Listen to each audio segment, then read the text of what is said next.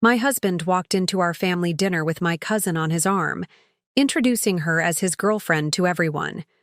20 minutes later, he was staring at divorce papers, his face drained of all color. The look in his eyes when he realized I knew everything? Priceless. The dining room in my parents' home had always been a place of warmth and celebration. Family photos lined the walnut shelves, capturing decades of birthdays, anniversaries, and holiday gatherings. The antique chandelier, a wedding gift from my grandmother, cast a soft golden glow over the mahogany table, polished to perfection for our annual spring reunion. Before we jump back in, tell us where you're tuning in from, and if this story touches you, make sure you're subscribed, because tomorrow I've saved something extra special for you. I stood by the window, my fingers absently tracing the delicate lace curtains as I watched the driveway for approaching cars. My heart wasn't racing anymore. That phase had passed days ago when I discovered the truth. Now, a strange calm had settled over me, the kind that comes after a storm when everything is broken but oddly peaceful. "Ruby, is everything all right?" My mother Rita's voice came from behind me, gentle and concerned. She'd noticed something was off the moment I arrived early to help with preparations, my usual enthusiasm replaced by quiet determination. "Everything's fine, Mom," I replied, turning, to face her with a practiced smile. I'd perfected that smile over the past 5 years of marriage to Blake. Outwardly serene while inside, pieces of myself were slowly chipping away. Rita studied my face, unconvinced. After 30 years as a high school counselor, she could spot emotional armor from a mile away. "You know you can tell me anything, sweetheart." For a moment, I considered confessing everything. About finding the messages, the late-night calls, the lipstick that wasn't mine. About discovering that my husband had been having an affair with my cousin Jessica for the past 8 months. About the manila envelope tucked discreetly in my purse by the coat rack, containing documents that would end my marriage within the hour. Instead, I simply nodded. "I know, Mom. Let's make sure everything's ready. They'll be here soon." The "they" hung in the air between us. Rita didn't know that Blake and Jessica would be arriving together, that my husband had decided today was the day to bring his affair into the open, assuming I was still in the dark. He thought I'd be blindsided at this dinner. He had no idea. I was 3 steps ahead. I moved to the dining table, meticulously adjusting the placement of each fork, knife, and spoon. 14 settings for 14 people. My parents, Blake's parents, my brother Kenneth and his wife, Blake's sister Gemma and her husband, my elderly aunt and uncle, my cousins Jenna and Jessica, and of course Blake and me. One big, happy family. Except 4 of these people had been keeping a secret. Jessica, obviously. Blake, without question. But also Jenna, Jessica's sister, who had known about the affair for months and said nothing. And Gemma, Blake's sister, who had covered for him on countless occasions when he claimed to be working late. The betrayal ran deeper than just my marriage. The doorbell rang, sending a jolt through my body despite my preparation. I took a deep breath, smoothing the front of my navy blue dress, Blake's favorite, and tucking a strand of hair behind my ear. The manila envelope seemed to pulse with energy from inside my purse. "Just a little longer." "I'll get it," I called out, moving toward the entryway with measured steps. Through the frosted glass panels of the front door, I could make out 2 silhouettes standing close together. Too close. My hand hesitated on the doorknob for just a second before I pulled it open, my smile firmly in place. "Hello," I said, my voice steady. Blake stood there, his arm casually wrapped around Jessica's waist. My cousin, 3 years younger than me, with the kind of effortless beauty I'd always secretly envied, had the decency to look uncomfortable, her eyes darting everywhere but my face. Blake, however, met my gaze with a strange mix of defiance and apology. "Ruby," he said, his voice carrying a rehearsed quality. "We need to talk." I stepped aside, allowing them into the house. "Yes, I agreed. We certainly do. Everyone's almost here. Blake's eyebrows rose slightly, confused by my calm demeanor. He had expected tears, accusations, a scene at the door. My composure threw him off balance, the first crack in his carefully orchestrated plan. As they moved past me into the house, I caught the faint scent of Jessica's perfume, the same one I had given her for Christmas last year. The irony wasn't lost on me. My mother emerged from the kitchen, stopping abruptly at the sight of Blake and Jessica together. Her eyes widened, darting between them, then to me, questions forming on her lips. "Mom," I said before she could speak. "Blake has something. He wants to share with everyone over dinner. We should wait until everyone's here." Rita's gaze hardened as she looked at Blake, maternal instinct kicking in. In that moment, I knew she understood exactly what was happening, and I felt a surge of gratitude for the unconditional support I saw in her eyes. "Of course," she said, coolly. "Dinner will be ready in 20 minutes. Blake, why don't you and Jessica wait in the living room? The others should be arriving shortly." As they moved away, Rita pulled me aside, her voice a whisper. "Ruby, what's going on? Are you okay?" I squeezed her hand reassuringly. "I will be, Mom. I promise. I've got this under control." And I did. For the first time in years, I felt completely in control of my life. The weight of suspicion and uncertainty had been lifted the moment I discovered the truth. Now, there was only the path forward. My path, without Blake, without the constant doubt and diminishment that had become the backdrop of my marriage. The next 15 minutes passed in a blur of arrivals, forced pleasantries, and curious glances. Kenneth arrived with his wife, immediately sensing the tension in the air. Blake's parents followed, his father Eric clapping Blake on the shoulder, while his mother Gemma embraced Jessica with familiar affection that made my stomach turn. They knew too. The circle of deception widened with each new arrival. By the time we all gathered around the dining table, the air was thick with unspoken questions. I took my seat at one end, opposite my father, who always presided at family gatherings. Blake hesitated before sitting beside me, Jessica taking the chair next to him instead of her usual place across the table. A visible declaration.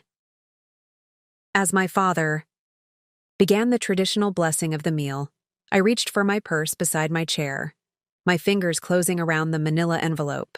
The moment of truth was approaching, and with it, my liberation. I'd always been the steady one, the planner, the woman with the 5-year roadmap and color-coded calendar. Ruby Edwards, née Montgomery, raised in a middle-class neighborhood, in Lakeside, where my parents had lived in the same 2-story colonial for over 30 years. The house with the blue shutters and the oak tree in the front yard, where my father had built a swing that still hung there, faded but sturdy, like the family values they had instilled in me. At 33, I had built a life that looked perfect from the outside. A respected position as the head librarian at Lakeside Community College. A charming craftsman home in a good neighborhood. A husband of 5 years who worked as an architect at one of the city's most prestigious firms. We were the couple friends, pointed to and said, "They've got it all figured out." What they didn't see were the cracks forming beneath the polished surface. The way Blake's ambition had gradually twisted into something darker, more selfish. The way his compliments had evolved into subtle criticisms, always delivered with a smile. "You look nice today, Ruby. That dress almost makes you look as young as you did when we met." Or, "Good job on that presentation for the library fundraiser. Maybe next time try to be a little more engaging, though. You tend to lose people's attention." Little by little, those comments had chipped away at my confidence, my sense of self. I'd started to see myself through his critical lens, as somewhat inadequate, always falling slightly short of expectations. I'd begun dressing differently, speaking differently, even thinking differently, all in an effort to meet Blake's ever-shifting standards. Preparing and narrating this story took us a lot of time, so if you are enjoying it, subscribe to our channel. It means a lot to us. Now back to the story. My father offered the bowl of mashed potatoes to me, pulling me back to the present moment. Ruby, would you like to start? I accepted the bowl, spooning a small portion onto my plate before passing it to Blake. Our fingers brushed during the exchange, and I felt nothing. Not anger, not hurt, not love. Just nothing. It was both liberating and terrifying to realize how completely my feelings for him had died. So, my father continued, oblivious to the tension humming through the room. How's the new project coming along, Blake? The Riverside development? Blake cleared his throat, setting down his water glass. It's going well, actually. We've just secured the additional funding we needed. Construction should begin next month. That's wonderful news, my mother said, her smile not quite reaching her eyes. Your firm must be pleased. They are, Blake replied, his confidence returning as he discussed his work. In fact, I've been put in charge of the entire East Wing design. It's a significant responsibility. I watched him as he spoke, animated and engaging. This was the Blake I had fallen in love with 8 years ago, passionate about his work, charming, focused. We'd met at a mutual friend's gallery opening. I was there supporting my college roommate whose photographs were being featured. He was there because he appreciated good architecture and design. He'd approached me as I was studying a particularly striking black and white cityscape. It's all about the negative space, he'd said, standing close enough that I could smell his cologne. The photographer understands that what isn't there is just as important as what is. I'd been intrigued by his insight, by the intensity in his hazel eyes. We'd spent the rest of the evening discussing art, architecture, and our shared love of mid-century design. By the end of the night, I'd given him my number, something I rarely did. By the end of the month, we were inseparable. The Blake sitting beside me now, casually discussing his career achievements while his hand occasionally brushed against my cousin's arm, was a stranger wearing my husband's face. And what about you, Jessica? Kenneth asked, his tone deliberately casual, though. His eyes were sharp. My brother had always been protective of me, and I suspected he'd picked up on the unusual dynamics at the table. I heard you've been spending a lot of time in the city lately. Jessica flushed slightly, glancing at Blake before answering. Yes, I've been consulting on some interior design projects. It's been keeping me busy. Interior design? My mother echoed, her eyebrow raised. I thought you were working at that marketing firm. I am, Jessica replied quickly. This is just a side project. With Blake's firm, right? I interjected, my voice calm despite the accelerated beating of my heart. You've been helping with the Riverside development. A moment of silence fell over the table. Blake's parents exchanged glances. Jenna suddenly became very interested in cutting her roast beef into perfectly equal pieces. That's right, Blake finally said, his voice steady but his fingers tightening around his fork. Jessica has a great eye for design. She's been an invaluable asset to the project. I'm sure she has, I replied, taking a sip of my water. The conversation shifted to safer topics. The unseasonably warm spring, Kenneth's new position at the hospital, my aunt's upcoming cataract surgery. But the undercurrent remained, electric, and unavoidable. Everyone was waiting for the other shoe to drop. I thought about the night I discovered the truth. It had been so ordinary, so mundane. Blake was working late, as he often did. I was reorganizing our home office, a task I'd been putting off for months. The drawer of his desk had stuck, and when I pulled it open with extra force, several items tumbled out, including his personal tablet. It hadn't been a deliberate invasion of privacy. The device had lit up when it fell, displaying a message preview from Jessica. Just a fragment, but enough. Miss you. Can't wait until... I'd stared at those words, my mind racing to find an innocent explanation. Perhaps they were discussing a surprise for me? A family event? But deep down I knew. The suspicion that had been growing in the back of my mind for months suddenly crystallized into certainty. I'd unlocked his tablet. He'd always used my birthday as his password, a fact that now seemed like a cruel joke, and found hundreds of messages spanning back 8 months. Photos, plans to meet, intimate conversations about their future together, discussions about how and when to tell me.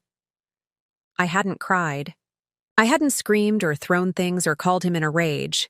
Instead, I'd methodically documented everything, taking screenshots, saving them to my secure cloud storage. Then I'd carefully replaced the tablet exactly as I'd found it and continued, organizing the office as if my world hadn't just imploded.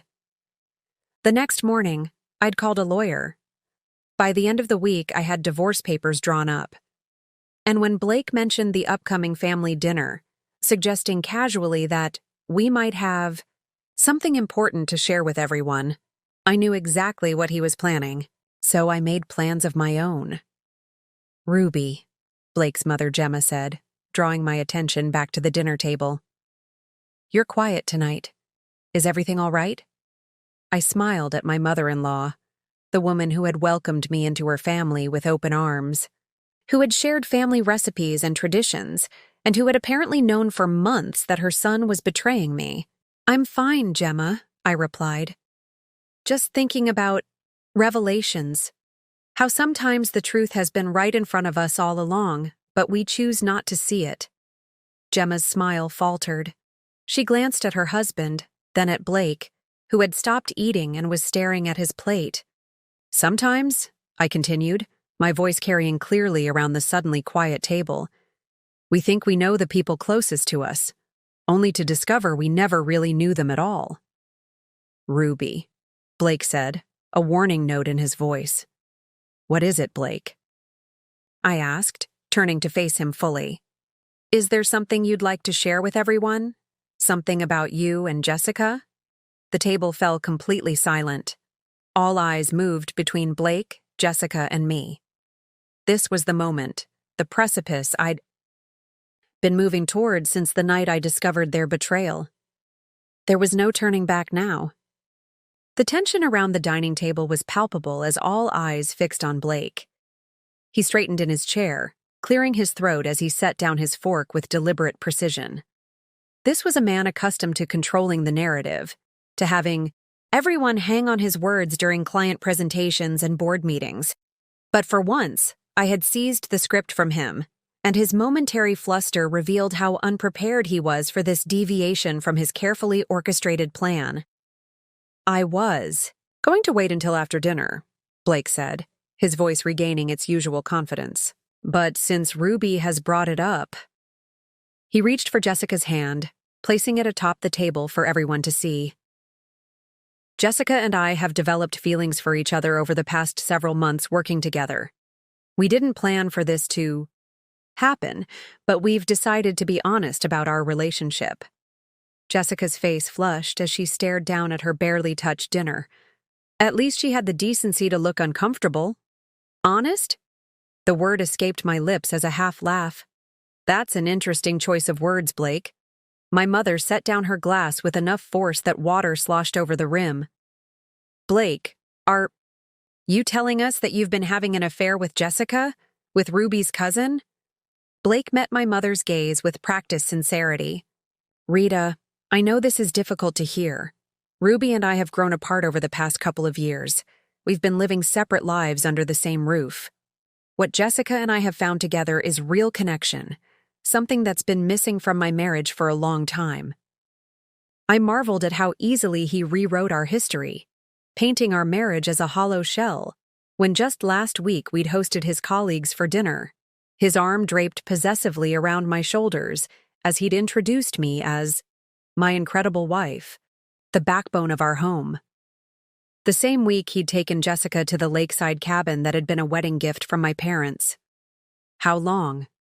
My father's voice cut through the room, deep and controlled but with an edge I rarely heard.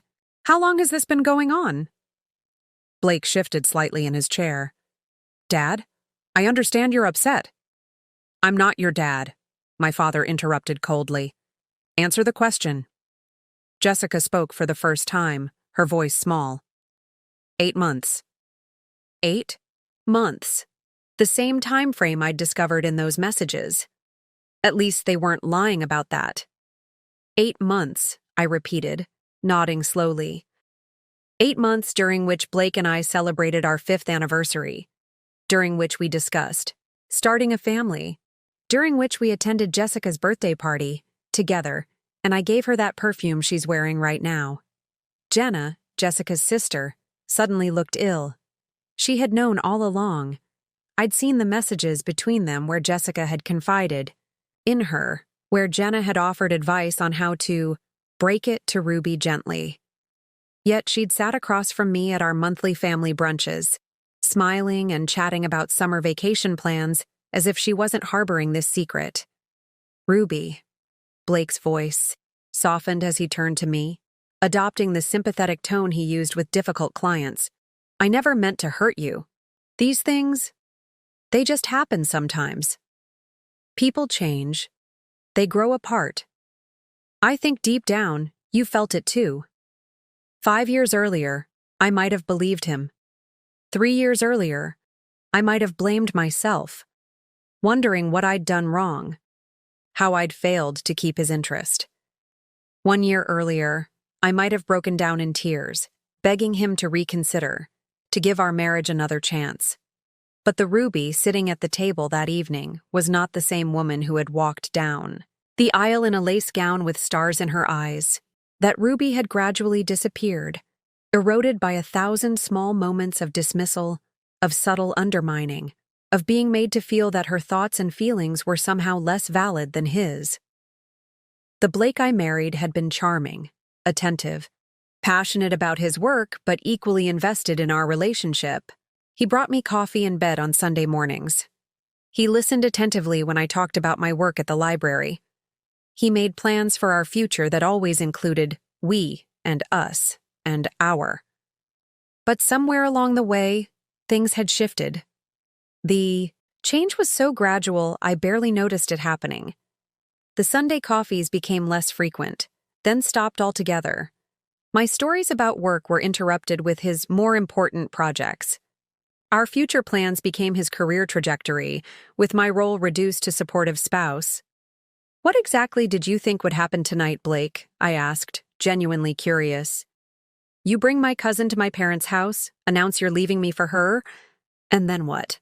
We all enjoy dessert together? Blake's jaw tightened. This wasn't going according to his script. I thought we could discuss this like adults, Ruby. I was planning to tell you privately before dinner, but you arrived early and were busy with preparations. How considerate of you, I replied.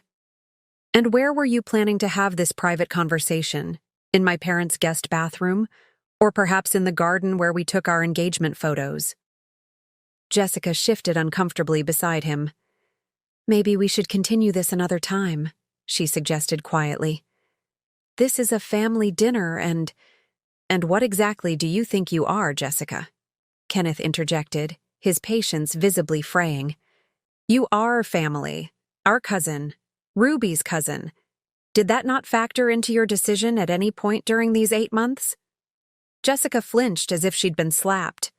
Tears welled in her eyes, and for a brief moment, I almost felt sorry for her. Almost Blake's mother finally broke her silence. Blake, this isn't how we raised you, she said, disappointment evident in her voice. You've handled this terribly. Mom, please, Blake replied, exasperation creeping into his tone. I'm trying to do the right thing by being honest now.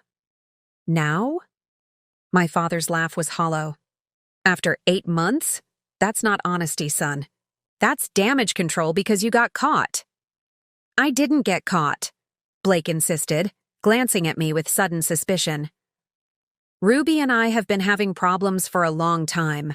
This isn't about Jessica. This is about our marriage not working anymore. It was always the same with Blake. Reframe the narrative, shift the blame. make it seem like circumstances beyond his control had forced his hand. In his mind, he was always the reasonable one, the victim of others' emotions or expectations. I'd watched him do it for years with clients, with colleagues, with friends. I just never thought I'd be on the receiving end of his manipulations so blatantly. "Our marriage not working anymore," I repeated thoughtfully. "Is that the phrase you settled on? Not, 'I betrayed my wife with her cousin,' or 'I've been lying to everyone for the better part of a year'?" "Ruby, you're making this more difficult than it needs to be," Blake said, his patience visibly thinning. "People fall out of love. Marriages end. It happens every day." "You're right," I agreed, surprising him. "It does happen every day. In fact, it's happening right now." This was it, the moment I'd been planning for since discovering those messages. I reached down beside my chair for my purse, feeling the weight of the manila envelope inside. 5 years of marriage reduced to legal documents and signatures. Blake's eyes followed my movement, a flicker of uncertainty crossing his face. This wasn't part of his plan. In his version of tonight's events, he would reveal his relationship. With Jessica, I would be stunned and emotional, and he would magnanimously offer to give me time to process. He would appear reasonable while I appeared hysterical. He would control the narrative while I struggled to catch up. But I was already 5 steps ahead of him. And for the first time in our marriage, Blake was about to discover what it felt like to be completely blindsided. The dining room fell silent as I pulled the manila envelope from my purse. It made a soft thud as I placed it on the table between the roast beef and mashed potatoes. Blake's eyes fixed on it, his expression shifting from confusion to dawning comprehension. "What is that?" he asked, though I could tell from the sudden pallor of his face that he already suspected. "Why don't you open it and find out?" I suggested, my voice remarkably steady despite the thundering of my heart. For a moment, no one moved. The only sound was the gentle ticking of my mother's antique grandfather clock in the hallway, marking the seconds of this suspended moment. Then slowly, Blake reached for the envelope, his fingers hesitating before finally grasping it. I watched as he opened the flap and slid out the documents, their crisp, official letterhead stark against the warm wood of the dining table. His eyes scanned the first page, widening slightly as they reached the bold heading. "Petition for dissolution of marriage." "Divorce papers," he said flatly, looking up at me with genuine shock. "You filed for divorce." 3 days ago, I confirmed. "My lawyer said you should be officially served next week, but I thought this would be more efficient, given our gathered audience." Jessica leaned over to look at the papers, her hand flying to her mouth. "Blake, did you know about this?" He shook, his head slowly, still staring at me as if seeing me for the first time. "No," he said quietly. "I had no idea." My father cleared his throat. "Perhaps we should give you two some privacy to discuss this." "That won't be necessary, Dad," I said, never taking my eyes off Blake. "There's nothing to discuss that can't be said in front of everyone. After all, Blake and Jessica were planning to announce their relationship tonight. I'm simply adding my own announcement to the agenda." Blake shuffled through the papers, his architectural precision reasserting itself as he methodically reviewed each page. "You've already divided our assets," he noted, his voice tight with disbelief. "You've outlined custody arrangements for the dogs. You've even—" He paused, swallowing hard. "You've even specified that I can keep the lakeside cabin if I buy out your half of its value." "My lawyer thought it was best to be thorough," I explained. "It should make for a cleaner break. Assuming you find the terms agreeable, of course." "Ruby," my mother-in-law interjected, her voice strained. "Don't you think you're being hasty? Perhaps with some counseling—" "Gemma," I cut her off gently. "When did you find out about Blake and Jessica?" The question hung in the air, heavy and accusatory. Gemma's face flushed as she exchanged a quick glance with her husband. She hesitated. I'm not sure what you mean. Please don't insult my intelligence on top of everything else, I said quietly. I know Blake confided in you. I'd just like to know when. After a moment's hesitation, Gemma sighed. About 4 months ago. But Ruby, he was confused, and we advised him to end things with Jessica and recommit to your marriage. Obviously, that advice didn't take, Kenneth muttered. Blake ignored his comment, still staring at the divorce papers. How did you find out? He finally asked. About Jessica and me. How long have you known? Does it matter? I countered. Yes, he insisted, looking up at me. It matters to me. I considered deflecting again, but something in his expression, perhaps genuine curiosity rather than his usual strategic probing, made me decide to tell him the truth. 3 weeks ago, I said. I found your messages while organizing the office. All of them. Including the ones where you discussed the Riverside apartment you've been furnishing together. The ones where you planned weekend getaways while telling me you were at business conferences. The ones where you complained about how stifling your marriage had become. Jessica blanched, no doubt remembering the specific content of some of those exchanges. Blake's father shifted uncomfortably in his chair, while Jenna seemed to find her water glass utterly fascinating. I see, Blake said after a moment, setting the papers down carefully. And you've been planning this ambush ever since. There. It was. The first attempt to reframe, to make me the villain in his narrative. Classic Blake. Ambush? I repeated, raising an eyebrow. That's an interesting characterization from the man who brought his girlfriend to a family dinner to announce he was leaving his wife. I was trying to be respectful, Blake insisted, his voice rising slightly. I wanted to tell you privately first, but then planned to be honest with everyone, rather than hiding or sneaking around anymore. A bitter laugh escaped me before I could stop it. Respectful? You've been sneaking around for 8 months, Blake. With my cousin. In what universe is any of that respectful? Blake's jaw tightened, a familiar sign that his patience was wearing thin. He'd always hated being challenged, especially publicly. You know what I mean, Ruby? I was trying to handle this with dignity. Whose dignity? My father asked sharply. Certainly not my daughter's. Sir, with all due respect, this is between Ruby and me, Blake replied, his professional demeanor slipping back into place. We've grown apart. These things happen. I never intended to hurt anyone. I studied him, this man I had loved, trying to see if he genuinely believed his own words or if he knew he was spinning fiction. It was hard to tell. Blake had always been skilled at convincing himself of whatever narrative best served his interests. You know what the saddest part is? I said finally. I don't even think you're lying right now. I think you've convinced yourself that this was somehow inevitable, that you had no agency in it, that it just happened. As if having an affair with my cousin for 8 months was something that occurred to you rather than something you actively chose, day after day. Ruby, Jessica began, but I cut her off with a raised hand. No, Jessica. You don't get to speak right now. Not after sitting across from me at Sunday brunches, asking about my marriage, offering me advice on romantic weekend ideas for Blake's birthday, all while sleeping with my husband. You've said quite enough over the past 8 months. Jessica's face crumpled, tears spilling down her cheeks. But I felt nothing. No satisfaction, no remorse, just a vast emptiness where my feelings for these people had once resided.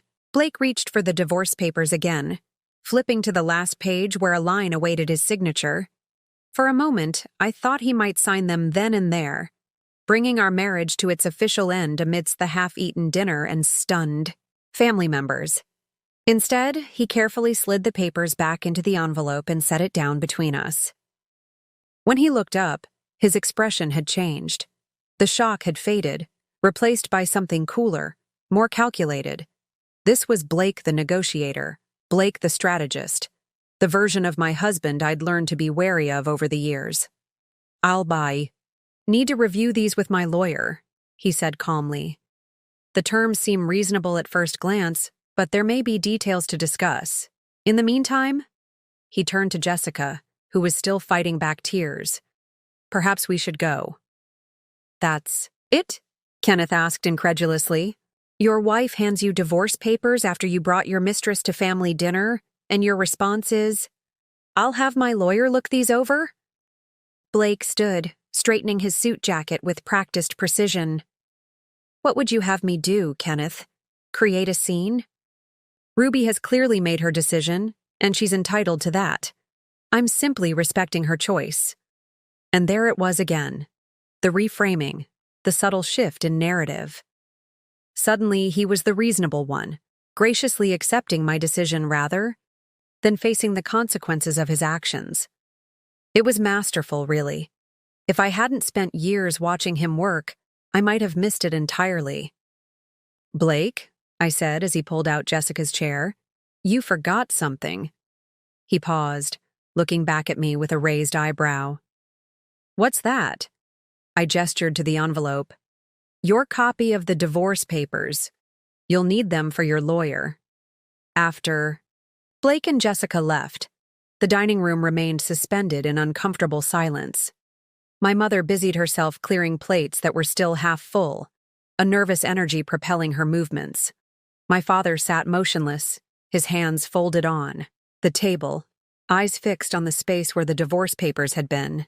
Kenneth had stepped outside to get some air, though I suspected he was more likely calling his wife to fill her in on the evening's dramatic turn. Ruby, my aunt finally ventured, her voice gentle. Are you all right, dear? Was I all right? It seemed like such a simple question, yet I found myself unable to formulate a coherent answer. The adrenaline that had carried me through the confrontation was beginning to ebb, leaving behind a strange hollowness that wasn't quite pain, wasn't quite relief, just emptiness where something vital used to be. I think I need a moment, I said, rising from my chair with as much dignity as I could muster. Excuse me.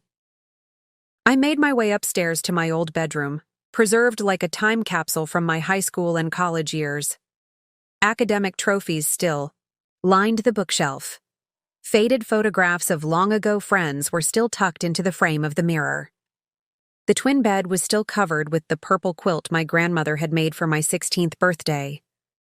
Closing the door behind me, I sank onto the edge of the bed, finally allowing my carefully constructed facade to crumble. My hands, steady, throughout dinner, now trembled as I pressed them against my face. The tears I'd been holding back didn't come, though. Instead, I felt a strange detachment, as if I were observing someone else's life falling apart rather than my own. I glanced, around the room, at the artifacts of a younger Ruby who had dreamed of love that looked nothing like what my marriage had become.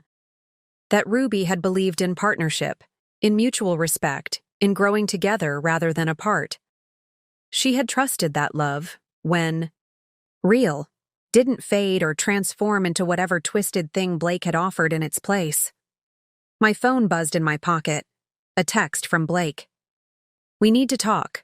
Just the two of us. This isn't how this should end. I stared at the message, noting how perfectly it encapsulated Blake's approach to our entire relationship. We need to talk. Not I'm sorry, or I was wrong, or any acknowledgement of the pain he'd caused. Just the assumption that if he could get me alone, he could control the narrative once more. This isn't how this should end. As if there were a proper protocol for concluding a marriage destroyed by betrayal. As if my deviation from his script was the true offense, rather than his 8-month affair with my cousin. I didn't respond, instead setting the phone face down on the nightstand. Blake had monopolized enough of my emotional energy.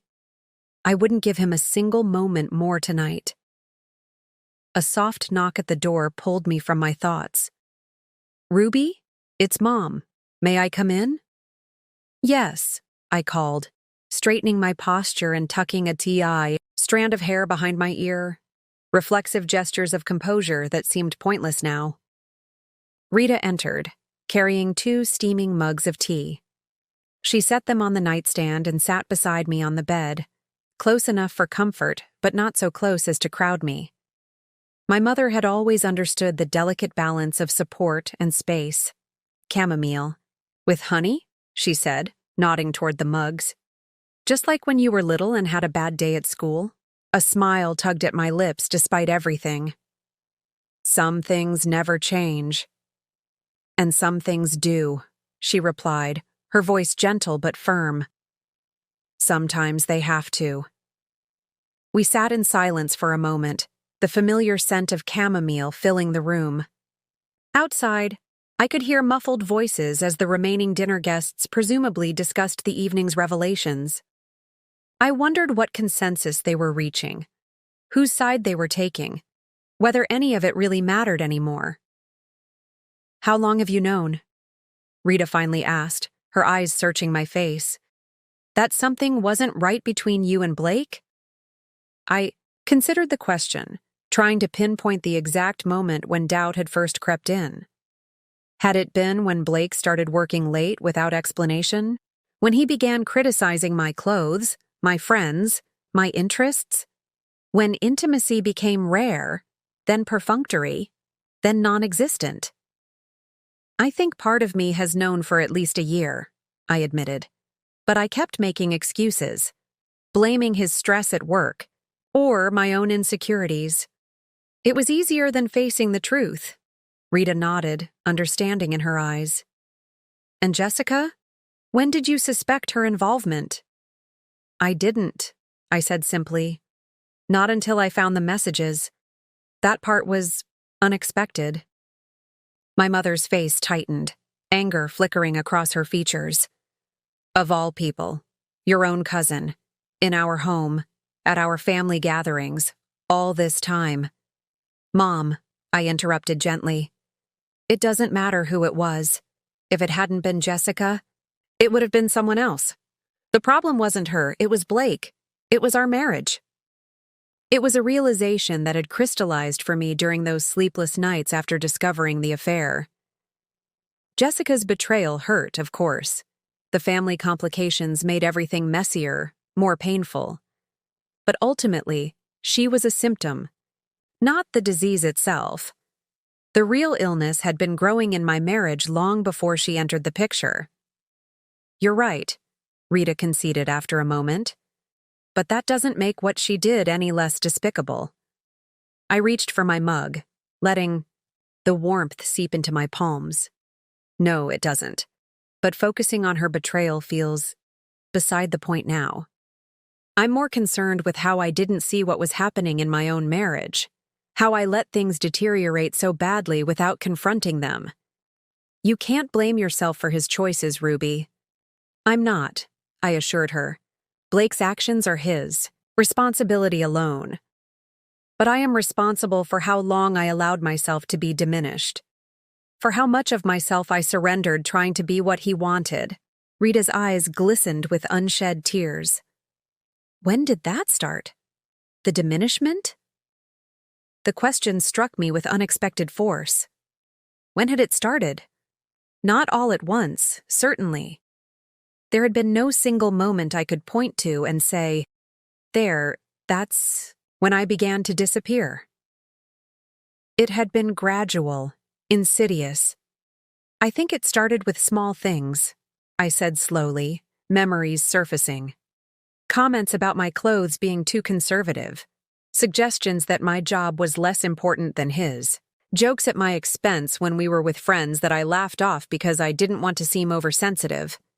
I took a sip of tea, organizing my thoughts.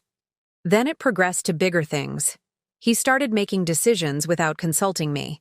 Financial.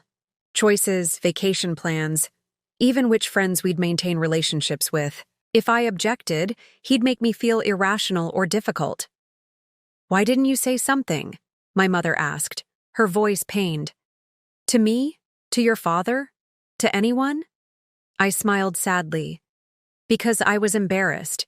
Because admitting there were problems meant acknowledging that the life I'd been presenting to everyone, this perfect marriage, this perfect partnership, was a facade.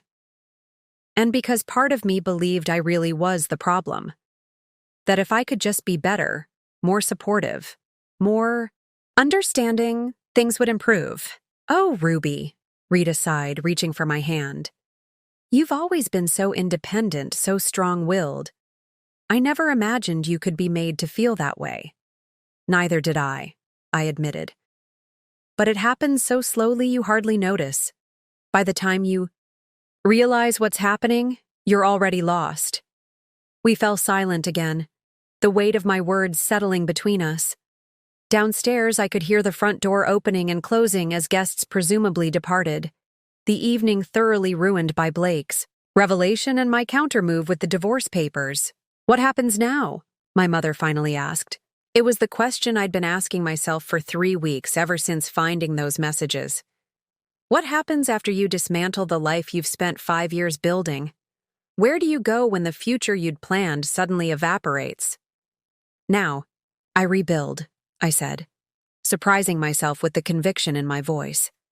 I figure out who Ruby is without Blake, what she wants, what she dreams about, what makes her happy. And the divorce? My lawyer thinks it will be straightforward since we don't have children. Blake might contest some of the asset division, but the prenup limits how much he can fight. 3 months, maybe 6, and it will be final. Rita squeezed my hand. You seem remarkably calm about all this. I've had 3 weeks to process, I reminded her. 3 weeks of anger, grief, shock, planning. Tonight was just the execution of those plans. Well, you certainly executed them effectively, she said, a hint of pride breaking through her concern. The look on Blake's face when you pulled out those divorce papers. For the first time since the confrontation, I felt a small surge of satisfaction. Not vindictive pleasure at Blake's discomfort, but satisfaction at having reclaimed some measure of control over my own narrative. For once, I had been the one to act rather than react, to lead rather than follow. It wasn't about humiliating him, I said, though part of me recognized there had been a certain poetic justice to the evening's events. It was about taking back my power, about refusing to be the passive recipient of his decisions any longer. Morning light filtered through the sheer curtains of my childhood bedroom, casting soft patterns across the purple quilt. I'd spent the night there, unable to face returning to the home I shared with Blake. The twin bed had been too small, the room too filled with teenage memories, but somehow it had felt safer than the king-sized emptiness waiting for me across town. I reached for my phone, wincing at the barrage of notifications that had accumulated overnight. 3 missed calls and 7 texts from Blake, 2 voice messages from Jessica, a string of supportive messages from friends who had already heard about last night's dinner. News traveled fast in our tight-knit community. A particularly colorful text from Kenneth promising to knock some sense into that architectural ass, if I gave the word. Ignoring them all, I swung my legs over the side of the bed and padded to the adjoining bathroom. The face that greeted me in the mirror was pale, but composed, eyes clear despite the minimal sleep. I splashed cold water on my face, the shock of it fully awakening me to the reality of my new situation. I was getting divorced. The thought landed differently in the morning light. Last night, it had been a tactical move, a calculated response to Blake's betrayal. This morning, it was simply my future. Uncertain, unplanned, but undeniably mine. I borrowed a robe from the back of the bathroom door and made my way downstairs, following the scent of coffee and the low murmur of voices. My parents were in the kitchen, my father at the table with his reading glasses perched on his nose as he scrutinized the morning paper, my mother at the stove flipping pancakes with practiced precision.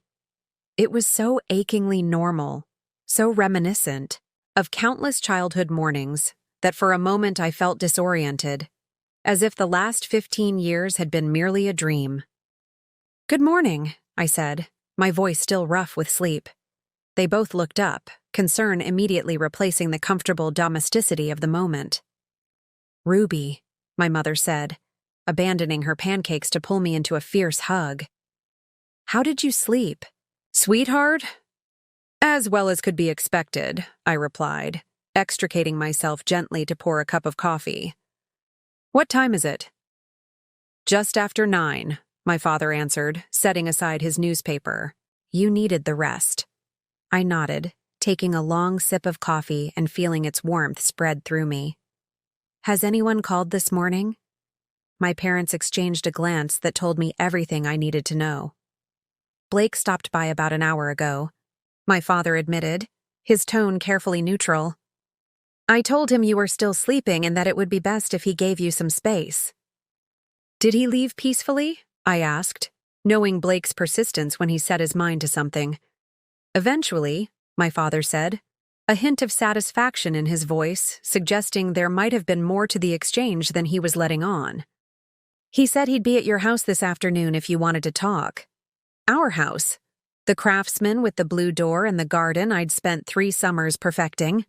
The place where we'd built a life, hosted dinner parties, argued over paint colors and furniture arrangements.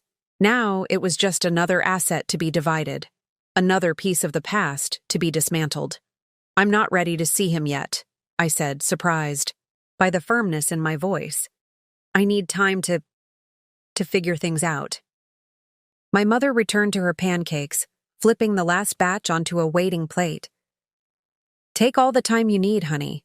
You can stay here as long as you want." The offer was tempting, to retreat into the safety of my parents' home, to let them shield me from the aftermath of last night's revelations. But as I stared into my coffee cup, watching the light play across its dark surface, I knew that wasn't the path forward. "Thanks, Mom, but I can't hide here. I need to face this head on." "No one would blame you for taking a breather," my father said gently. "After what Blake did?" "It's not about Blake," I interrupted, the realization crystallizing as I spoke. "Or at least, it's not just about him, it's about me, about what I need to do next." I set my coffee cup down and moved to the window, gazing out at the familiar backyard where I'd spent countless hours reading under the old oak tree. The tree was still there, its branches now fuller, stronger than in my childhood memories. It had continued growing all these years, even as I'd been slowly allowing myself to be diminished. "For so long, I've been reacting to Blake," I said, more to myself than to my parents. Adjusting to his needs, his expectations, his timeline. Even finding those messages and filing for divorce. That was still a reaction to him rather than a choice for myself. My mother set a plate of pancakes on the table, her expression thoughtful. "And now?" "Now I need to decide what I want. Not in opposition to Blake, not as a response to his betrayal, but for myself. Because I've spent so long being Blake's wife that I'm not sure I remember who Ruby is anymore." The words hung in the air, startling in their honesty. It was a truth I hadn't fully acknowledged until this moment. Standing in my parents' kitchen with the remnants of my marriage scattered behind me like debris after a storm. Who was Ruby without Blake? What did she want from life? What made her happy, angry, passionate, fulfilled? I had answers once before I began subtly reshaping myself to fit the contours of Blake's expectations. But now those answers seemed distant, like half-remembered dreams. My father rose from his chair, moving to stand beside me at the window. "For what it's worth," he said quietly, "I've always known exactly who Ruby is. She's the same determined girl who refused training wheels at age 4. The same stubborn teenager who applied to 7 colleges even though her heart was set on just one. The same compassionate woman who reads to nursing home residents every Thursday afternoon because, and I quote, stories matter most to those who can no longer tell their own. Tears prickled at the corners of my eyes. Dad, you're still in there, Ruby, he continued, his voice gruff with emotion. Blake didn't erase you. He might have convinced you to turn down your volume for a while, but he never changed your fundamental frequency. The metaphor was so perfectly my father, A retired radio engineer who had always spoken about people as if they were broadcasting signals. That a laugh escaped me, watery but genuine. "Your father's right," my mother added, joining us by the window. "You just need to readjust your tuning, find your true signal again." I looked between them, these two people who had loved me consistently, unconditionally for 33 years, who had watched me grow, stumble, succeed, fail, and keep moving forward, who had never once suggested I make myself smaller to accommodate someone else's ego. "I think," I said slowly, "I need to get away for a while. Not to hide, but to find some perspective, some quiet to hear myself think." "The cabin," my mother suggested immediately. "Your great-aunt's place in the mountains. It's been empty since she moved to Arizona last year. The family cabin. A simple, rustic structure nestled in the mountains about 3 hours north. I'd spent summers there as a child, and a few weekends in recent years when life in the city became too hectic. It was isolated but not remote, peaceful but not desolate. Perfect. That's actually a really good idea," I admitted. "I could take a week off work, bring some books, do some thinking." "When would you go?" my father asked. I considered the question, mentally reviewing my work calendar, the pending divorce proceedings, the lease on my house that would need attention soon. "Today," I decided, the word landing with unexpected certainty. "I'll go today." My parents exchanged surprised glances. "Today?" my mother echoed. "But don't you need to pack? Make arrangements at work? Talk to your lawyer?"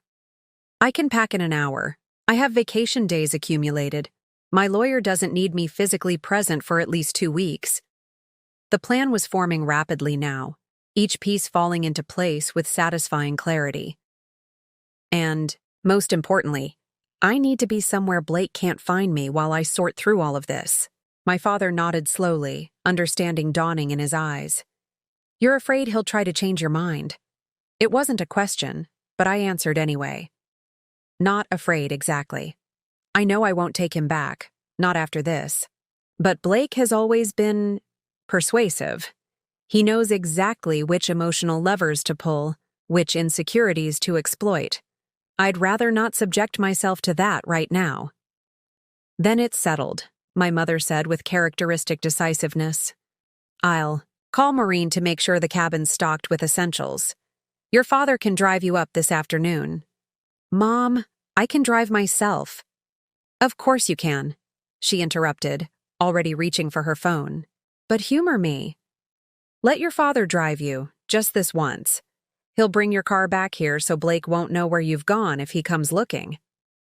The protective instinct behind her words both touched and amused me.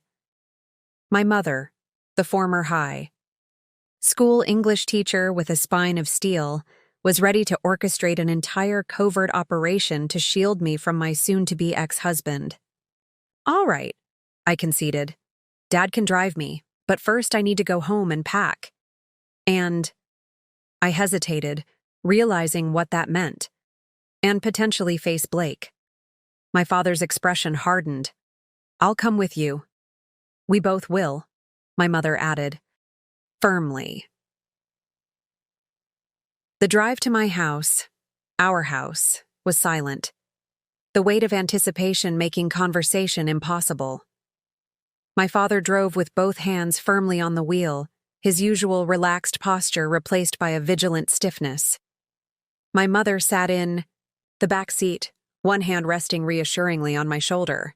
Their protective energy surrounded me like a shield as we pulled into the driveway of the craftsman home Blake and I had purchased 3 years ago. To my immense relief, Blake's sleek black Audi was nowhere in sight. Perhaps he'd given up waiting for me after my father had turned him away earlier. Or perhaps he was holed up at Jessica's apartment, strategizing his next move. Either way, his absence was a gift I hadn't dared hope for. "He might still show up," my father warned as he cut the engine. "Your mother and I will be right with you." "I know, Dad," I said, squeezing his hand. "But I need to do this part myself. Could you both wait here, Just for a few minutes while I go in first? My parents exchanged concerned glances. Ruby, are you sure? My mother asked. I nodded. I need to see it alone. To feel whatever I'm going to feel without worrying about how it affects you, both. After a moment's hesitation, my father nodded. 10 minutes, then we're coming in. Fair enough, I agreed, stepping out of the car. The walk to the front door felt surreal, as if I were approaching a movie set of my life rather than the actual place I'd called home for 3 years. I inserted my key with steady hands, surprised by my own composure, and stepped inside. The house was exactly as I'd left it yesterday morning.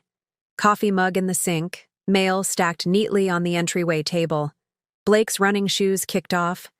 By the door. So ordinary, so mundane, that for a moment I questioned whether last night had really happened. Perhaps I'd imagined the whole thing, the dinner, the confrontation, the divorce papers. Perhaps Blake would walk through the door any minute, kiss me hello, and ask about my day as if everything were normal. But the envelope sitting on the kitchen counter, identical to the one I'd presented at dinner, but empty now that Blake had taken the divorce papers, confirmed the reality of my situation. This wasn't a dream or a hallucination. My marriage was over, and I was standing in the wreckage. I moved through the house methodically, gathering essentials for my retreat to the mountains. Clothes, toiletries, the journal I'd been neglecting for months, the stack of books on my nightstand that I'd been meaning to read but never found time for. I worked quickly, efficiently, not allowing myself to linger on memories or sentiment, until I reached the bathroom and saw them side by side on the counter. Blake's expensive shaving cream next to my facial cleanser, his toothbrush touching. Mine in the holder, his towel hanging beside mine on the rack. The casual intimacy of these everyday objects struck me with unexpected force. This was what marriage looked like in its most basic form. The sharing of space, the intertwining of daily rituals, the physical evidence of two lives merged into one. And now I was dismantling it, piece by piece. A sound from downstairs jolted me from my thoughts, the unmistakable click of the front door opening and closing. My parents wouldn't have come in without calling up to me first, which meant, Ruby? Blake's voice floated up the stairs, tentative yet insistent. Your car wasn't at your parents' place. I figured you might be here. I closed my eyes briefly, steadying myself against the bathroom counter. So much for my hope of avoiding this confrontation. I'm upstairs, I called back, my voice surprisingly strong. I'm just getting some things. His footsteps on the stairs were measured, deliberate. I stepped out of the bathroom to meet him in the bedroom, refusing to be cornered in a smaller space. Blake appeared in the doorway, still wearing yesterday's clothes, his usually immaculate appearance rumpled from what had clearly been a sleepless night. His eyes were bloodshot, his 5 o'clock shadow now a full stubble. He looked, for the first time since I'd known him, completely undone. You didn't answer my calls, he said, a note of accusation in his voice. No, I agreed simply. I didn't. He ran a hand through his disheveled hair, his gaze moving from my face to the half-packed suitcase on the bed. You're leaving. It wasn't a question, but I answered anyway. Yes, I need some time away. With him? Blake asked, a bitter edge to his words. For a moment, I was genuinely confused. With who? Whoever you've been seeing. That's what this is really about, isn't it? You found someone else and now you're using Jessica as an excuse to end our marriage? The accusation was so absurd, so perfectly in line with Blake's tendency to deflect and project, that a startled laugh escaped me. Are you serious right now? It makes sense, he continued, warming to his theory. The sudden divorce papers, the calm way you handled everything last night. You've already moved on. Blake? I said firmly. I am not seeing anyone. I didn't cheat on you. You cheated on me. With my cousin. For 8 months. He flinched slightly at the blunt recitation of facts. It wasn't. It's more complicated than that. No, it's really not, I countered, zipping my suitcase closed with finality. It's actually quite simple. You betrayed our marriage. You lied to me repeatedly for the better part of a year. And now you're trying to make this somehow about me. That's not what I'm doing, he protested, moving further into the room. I'm just trying to understand why you're being so cold, so calculated about all this. What did you expect, Blake? Tears? Begging? A complete emotional breakdown? I expected my wife to at least talk to me before serving me with divorce papers in front of my entire family. And I expected my husband not to sleep with my cousin, I shot back. I guess we're both dealing with disappointment. Blake's expression hardened, the vulnerability of a moment ago vanishing behind the familiar mask of controlled displeasure I'd grown to recognize over the years. He moved toward me, stopping just short of invading my personal space. Close enough to be intimidating, but not so close that I could accuse him of threatening me. It was a calculated distance, like everything else about him. You're being unreasonable, he said, his voice dropping to that quiet, intense register he used when he wanted to appear both rational and wounded. I made a mistake, a serious one, yes. But does that really justify ending 5 years of marriage without even attempting to work through it? I held my ground, refusing to step back despite the urge to create more distance between us. 8 months isn't a mistake, Blake. It's a choice you made, day after day. And yes, some choices are irreversible. People overcome affairs all the time, he persisted. Couples go to counseling, they rebuild trust, they come out stronger. Those couples don't involve a husband sleeping with his wife's cousin, I pointed out. And more importantly, those couples actually want to save their marriage. A flicker of genuine hurt crossed his face. And you don't? The simple question hung in the air between us, demanding an answer I hadn't fully articulated even to myself, until this moment. Did I want to save my marriage? Was there anything left worth salvaging from the wreckage of Blake's betrayal? No, I said finally, the truth of it settling into my bones. I don't. Blake took a step back, as if physically struck by my words. You can't mean that. We've built a life together, Ruby. One indiscretion. 8 months is not an indiscretion, I interrupted. And it's not just about Jessica. It's about who you've become, who I've become when I'm with you. What does that even mean? He asked, frustration creeping into his voice. I searched for words to explain the slow erosion of self I'd experienced, the gradual diminishment that had happened so subtly I'd barely noticed until it was nearly complete. Do you remember when we first met? I asked. At that gallery opening? Blake's expression softened slightly at the memory. Of course. You were wearing that green dress with the gold necklace. Your hair was longer then. And I was talking about that photograph, the cityscape with the abandoned building in the foreground, I continued. I was saying how the photographer had captured both decay and possibility in the same frame. He nodded, a faint smile touching his lips. You were so passionate about it. I thought you might be an art critic. That's who I was, Blake. Someone with opinions and passion and a voice. I gestured between us. But somewhere along the way, in this marriage, I stopped being that person. I became smaller, quieter, more careful not to contradict or challenge you. That's ridiculous, he scoffed. You've always been free to express yourself. Have I? When was the last time you actually asked what I thought about something important? When was the last time you listened, really listened, without dismissing or correcting me? Blake opened his mouth to respond, then closed it again, unable to produce a concrete example. The truth is, I continued, I've spent years trying to be the version of me that you wanted. The supportive wife who never questions your decisions. The perfect hostess for your work colleagues. The woman who overlooks your late nights at the office and doesn't make demands on your time or attention. You're making me sound like some kind of monster, Blake protested. I've always supported your career, your interests. As long as they didn't interfere with yours, I finished for him.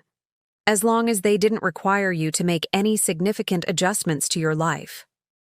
Before Blake could respond, the sound of the front door opening echoed from downstairs, followed by my father's voice calling up. Ruby, your 10 minutes are up. Blake's expression darkened. You brought your parents? To our house? They drove me here, I explained, reaching for my suitcase. I'm staying with them for now. This is absurd, he muttered, running a hand through his hair in frustration. You're acting like a child running home to mommy and daddy instead of facing our problems like an adult.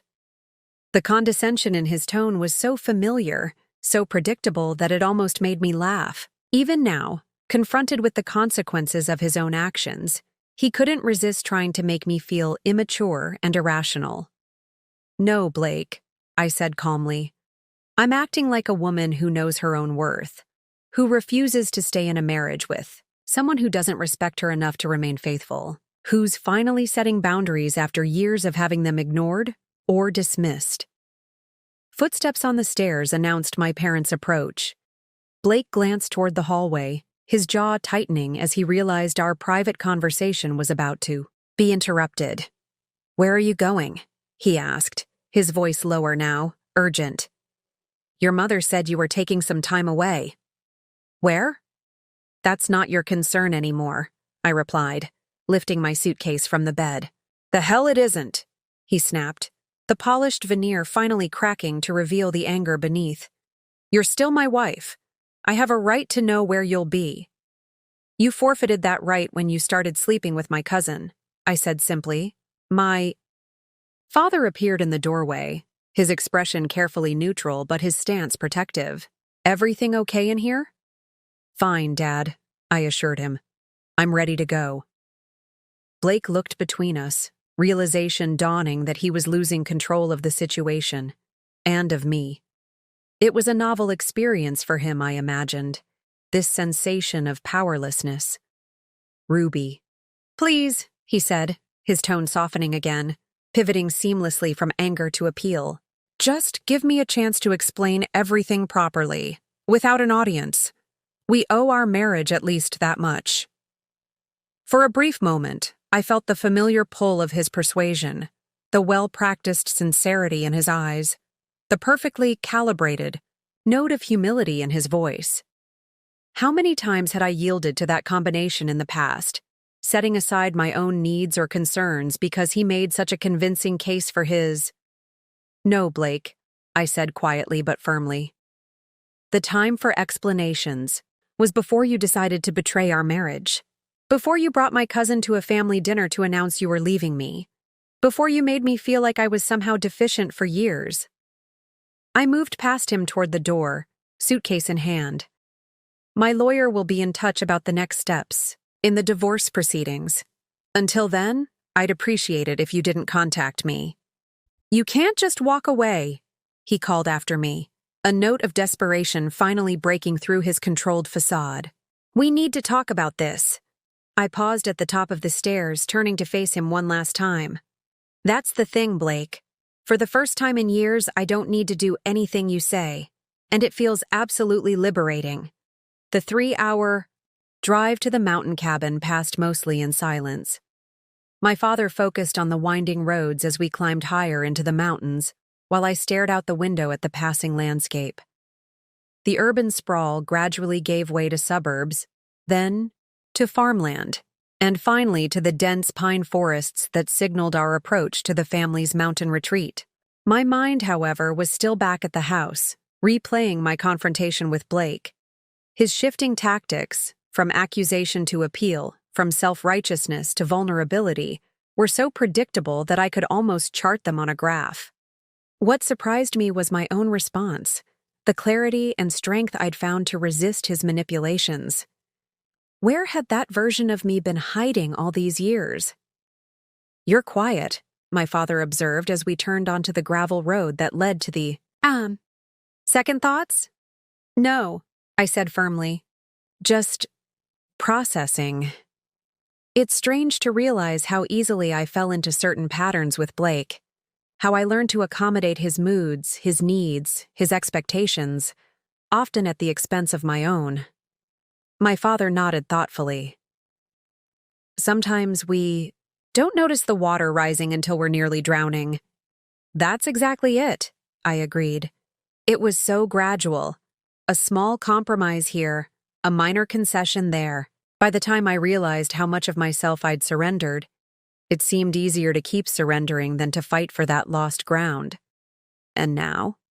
He asked, glancing at me briefly before returning his attention to the increasingly rugged road. Now, I take it back, I said simply. All of it. Starting with this week. The cabin appeared around the next bend, its weathered cedar exterior blending harmoniously with the surrounding forest. It wasn't large or luxurious, just a sturdy two-bedroom structure with a spacious living area, a modest kitchen, and a wide porch that wrapped around three sides. But it represented something I desperately needed. Space to think, to plan, to rediscover the woman I'd been before Blake began reshaping me into his ideal wife. My great-aunt Maureen had lived here year-round, until her arthritis made the isolation impractical.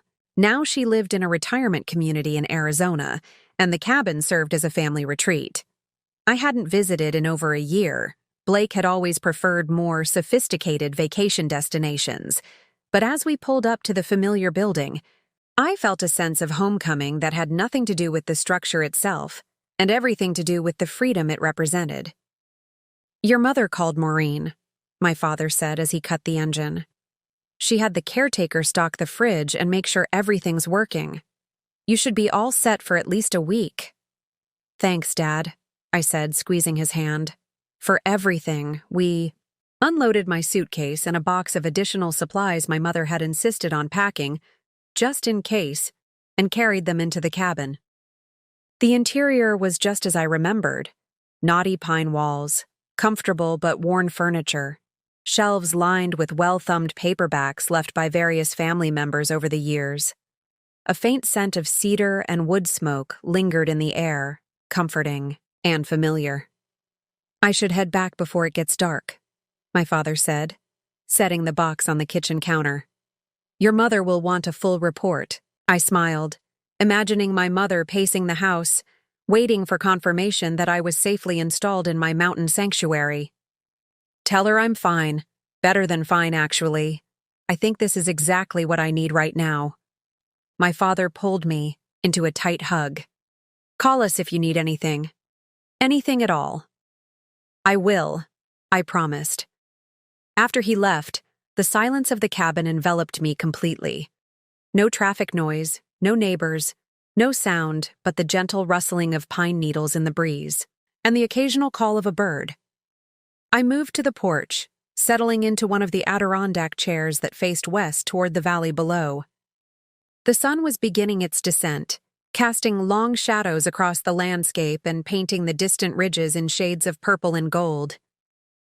For the first time since discovering Blake's betrayal, I allowed myself to be still. Not planning, not reacting, not strategizing, just existing in the moment, breathing in the pine-scented air and feeling the tension in my shoulders gradually release. As darkness fell, I returned inside and unpacked my suitcase, arranging my clothes in the bedroom dresser. With methodical precision, the simple act of placing my belongings in these drawers, of claiming this space as my own, felt like a small but significant step toward reclaiming my independence. In the kitchen, I found that the caretaker had indeed stocked the refrigerator. Well, fresh produce, dairy, eggs, and other essentials filled the shelves.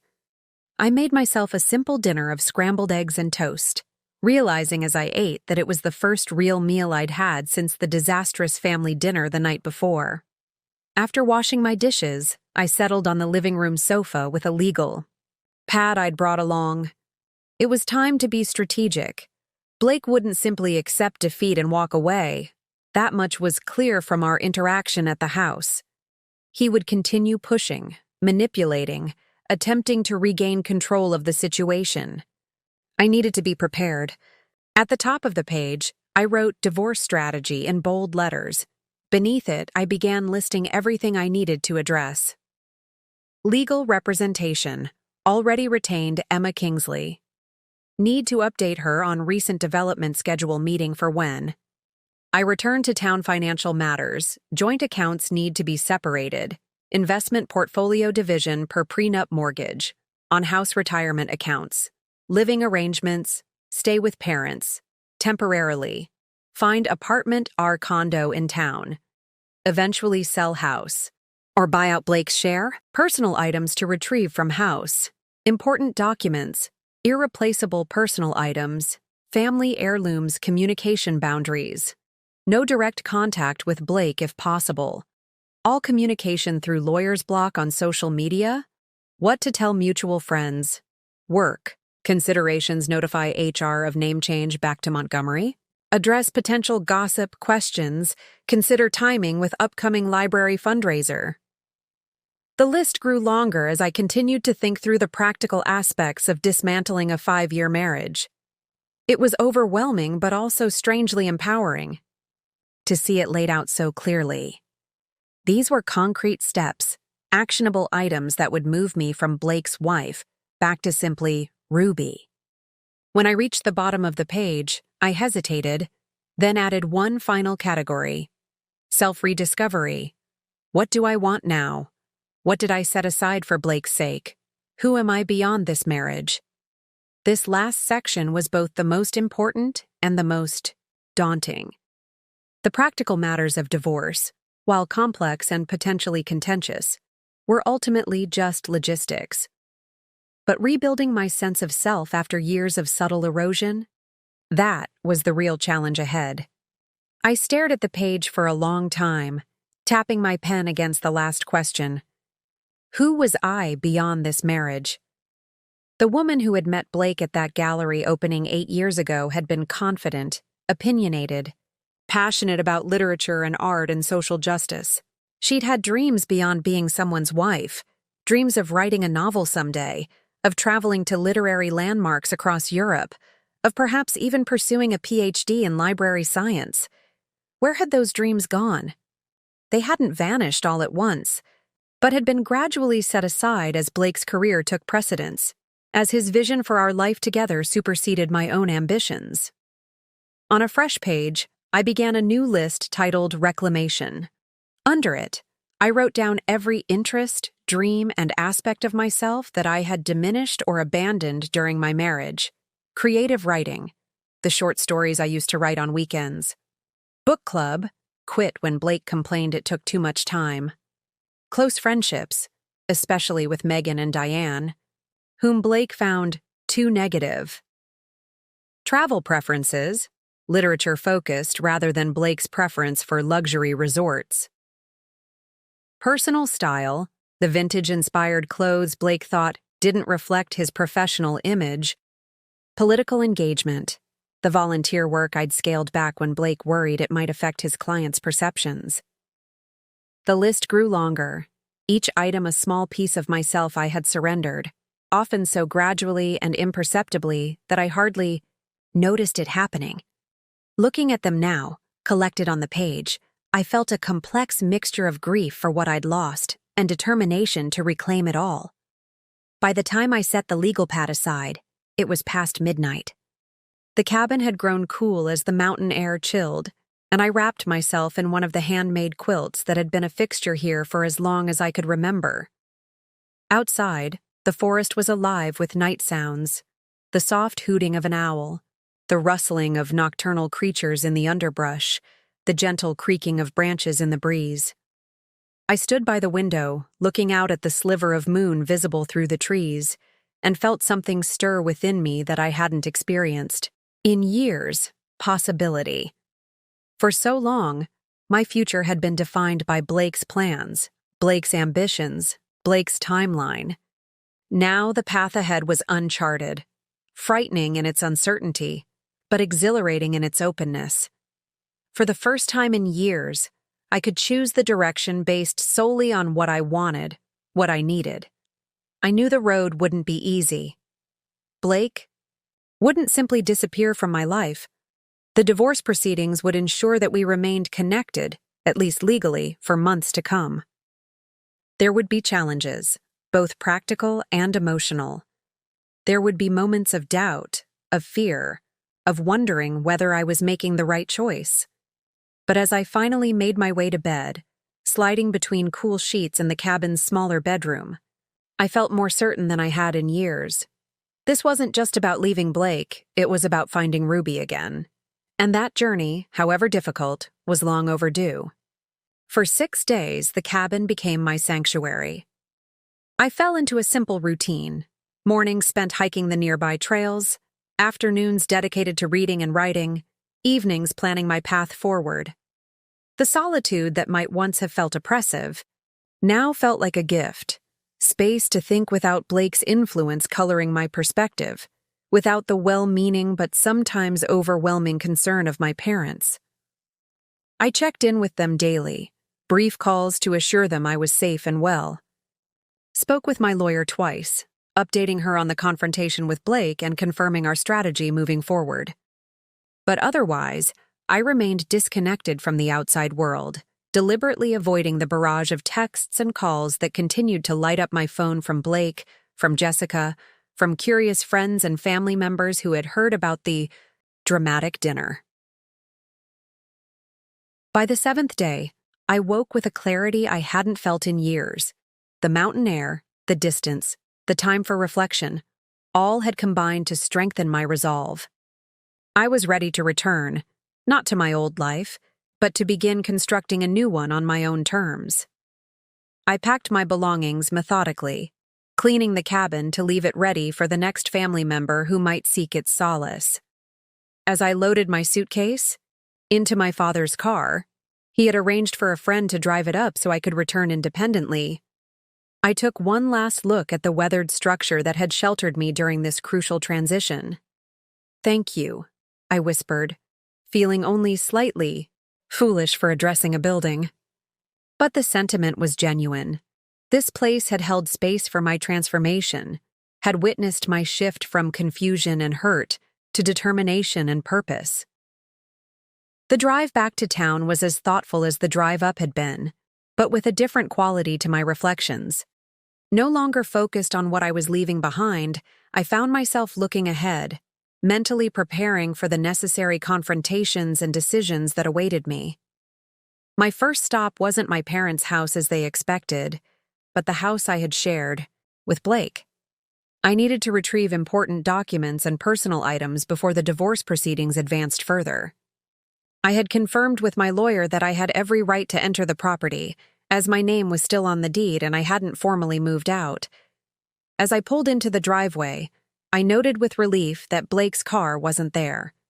Using my key, I entered what now felt like a stranger's home, familiar in its layout and furnishings, but foreign in its energy. I moved directly to the home office, gathering my birth certificate, passport, and other important documents from the filing cabinet. Next, I collected family heirlooms and irreplaceable personal items, my grandmother's jewelry box, photo albums from before my marriage, the first edition Austen novels my college mentor had gifted me upon graduation. I was carefully wrapping these books when I heard the front door open and close, footsteps in the entryway, then Blake's voice calling out tentatively, "Ruby, is that you? Your car's in the driveway." I took a deep breath, steadying myself. This confrontation was inevitable, and perhaps it was better to have it now, on my terms, than to keep avoiding it. "In the office," I called back, continuing to pack my belongings into a small cardboard box I'd brought for this purpose. Blake appeared in the doorway, his appearance notably more disheveled than his usual impeccable standard. His shirt was wrinkled, his hair uncombed, dark circles shadowing his eyes. He looked, I realized with detached interest, like a man who had genuinely suffered during my absence. "You're back," he said, stating the obvious in a way that suggested he wasn't quite prepared for this moment despite undoubtedly rehearsing it for days. "Just briefly, I clarified, sealing the box with packing tape. I'm collecting some important items. Blake's eyes moved from my face to the box, comprehension dawning. You're really going through with this? It wasn't a question, but I answered anyway. Yes. He moved further into the room, maintaining a careful distance as if afraid I might bolt if he came too close. Ruby, please. Can we just talk? Really talk, without your parents or lawyers or anyone else involved? The request seemed reasonable. On its surface, what could be more natural than two married adults discussing the future of their relationship privately? But I recognized it for what it was. Blake's attempt to regain control of the narrative, to deploy his considerable persuasive skills without witnesses or buffers. There's nothing to discuss that can't be handled through our lawyers, I said, lifting the box. The division of assets, the house, all of it can be negotiated through proper channels. This isn't about assets, Blake insisted, moving to block the doorway as I approached. This is about us. 5 years of marriage. A life. We built together. You can't just throw that away without even trying to save it. I set the box down on the desk, recognizing that this conversation needed to happen before I could truly move forward. Blake, what exactly do you think there is to save? You've been having an affair with my cousin for 8 months. You brought her to a family dinner to announce you were leaving me. Those aren't actions of someone invested in saving a marriage. He had the grace to look ashamed, at least momentarily. I made a terrible mistake, the worst mistake of my life. But people make mistakes, Ruby, even horrible ones. That doesn't mean they can't be forgiven, that relationships can't heal and grow stronger. The words were perfect, the exact right balance of accountability and hope, delivered with just the right note of humility. Classic Blake, hitting all the emotional notes with precision. 6 months ago, even 3 months ago, I might have been swayed. But the woman standing before him now saw through the performance to the calculation beneath. This isn't about forgiveness, I said quietly. It's about recognizing a fundamental incompatibility that I've been ignoring for years. Even before Jessica, our marriage was built on me becoming smaller to accommodate your need to be large. I can't do that anymore, Blake. I won't. That's not fair, he protested, genuine hurt flashing in his eyes. I've supported your career, your interests. As long as they didn't interfere with yours, I finished for him. As long as they remained secondary to your ambitions, your preferences, your vision of our life. Blake ran a hand through his disheveled hair, frustration evident in the gesture. What do you want from me, Ruby? I'm admitting I was wrong. I'm asking for another chance. What more can I possibly do? The question hung in the air between us, and I considered it seriously. What did I want from Blake? Not reconciliation, not anymore. Not even particularly vindication or justice, though the divorce terms would need to be fair. What I truly wanted was something he couldn't give me, couldn't even understand he had taken in the first place. I want myself back, I said finally. The self I surrendered piece by piece during our marriage. But that's not something you can give me, Blake. It's something I have to reclaim on my own. And the first step is moving forward with this divorce.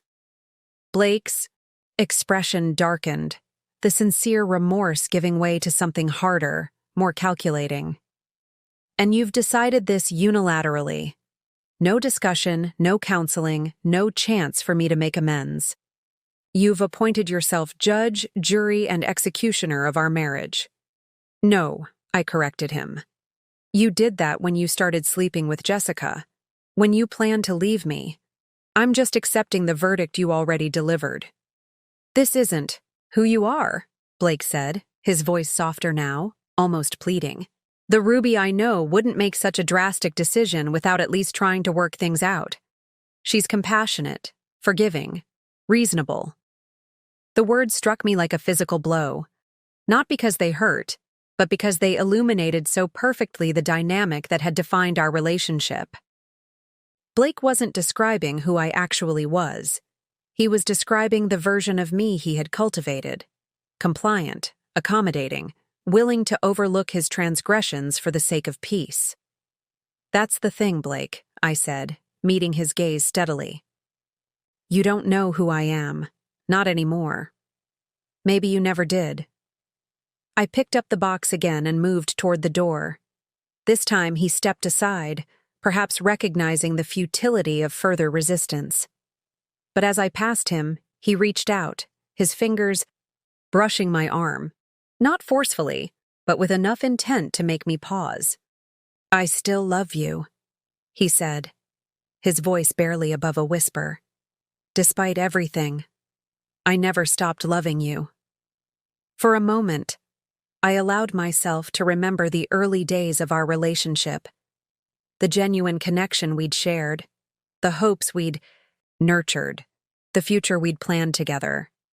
There had been love there once, real and vibrant, but it had morphed into something unrecognizable, twisted by Blake's ego and my compliance until it hardly deserved the name. "I loved you too," I said simply. "But love shouldn't require one person to disappear so the other can shine." Without waiting for his response, I continued past him and down the stairs, each step feeling more decisive than the last. As I loaded the box into my car, I was aware of Blake watching from the doorway, a still figure framed by the house we had once shared. But I didn't look back as I drove away. There was nothing more to say, nothing more to see. The Ruby who had entered that house an hour ago was not the same woman who left it. I had crossed a threshold, moved beyond the possibility of return or reconciliation. The future stretched before me, uncertain but undeniably mine. As I drove to my parents' house, I pulled over once to send a brief text to my lawyer. Moving forward with divorce as discussed, no chance of reconciliation. Then I turned off my phone, severing the last tether to the life I was leaving behind. The point of no return had been reached, and despite everything, I felt lighter for having crossed it. 3 weeks after my return from the mountain cabin, I sat in my lawyer Emma Kingsley's office, reviewing the latest communication from Blake's legal team. Emma, a sharp-minded woman, in her 50s with a reputation for fair but formidable divorce settlements, frowned as she tapped a manicured nail against the document. "He's contesting the prenuptial agreement," she said, her tone suggesting this was both expected and irritating.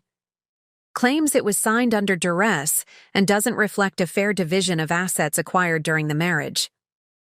I leaned back in my chair, unsurprised yet still disappointed. The prenup was his idea in the first place. His family insisted on it to protect their assets. "Which is exactly why this challenge won't hold up in court," Emma assured me. "But it will delay things, which I suspect is precisely the point. Blake's playing for time." Time for what? I wondered. To wear me down? To hope my resolve would weaken? To find new leverage to pressure me into reconciliation? All seemed equally plausible given what I knew of Blake's strategic mind. In the weeks since our confrontation at the house, Blake had cycled through multiple approaches. First came the remorseful texts and voicemails, pleading for another chance. When those went unanswered, he switched to mutual friends as intermediaries, asking them to check on me, and subtly, or not so subtly, advocate for his case. When I politely but firmly shut down those conversations, he escalated to more dramatic gestures. Flowers delivered to my parents' house, a handwritten letter detailing all the ways he would change, even showing up at the library where I worked, with tearful apologies that left my colleagues uncomfortable and me mortified. Each attempt felt more desperate than the last, but also more manipulative, as if he were working through a playbook of tactics to regain control. None of them touched the core of me anymore. The Ruby who might have been swayed by such displays had been left behind in that mountain cabin, replaced by a woman who recognized these gestures for what they were. Performances designed to elicit a specific emotional response rather than genuine efforts at amends. There's something else, Emma said, pulling another document from her folder.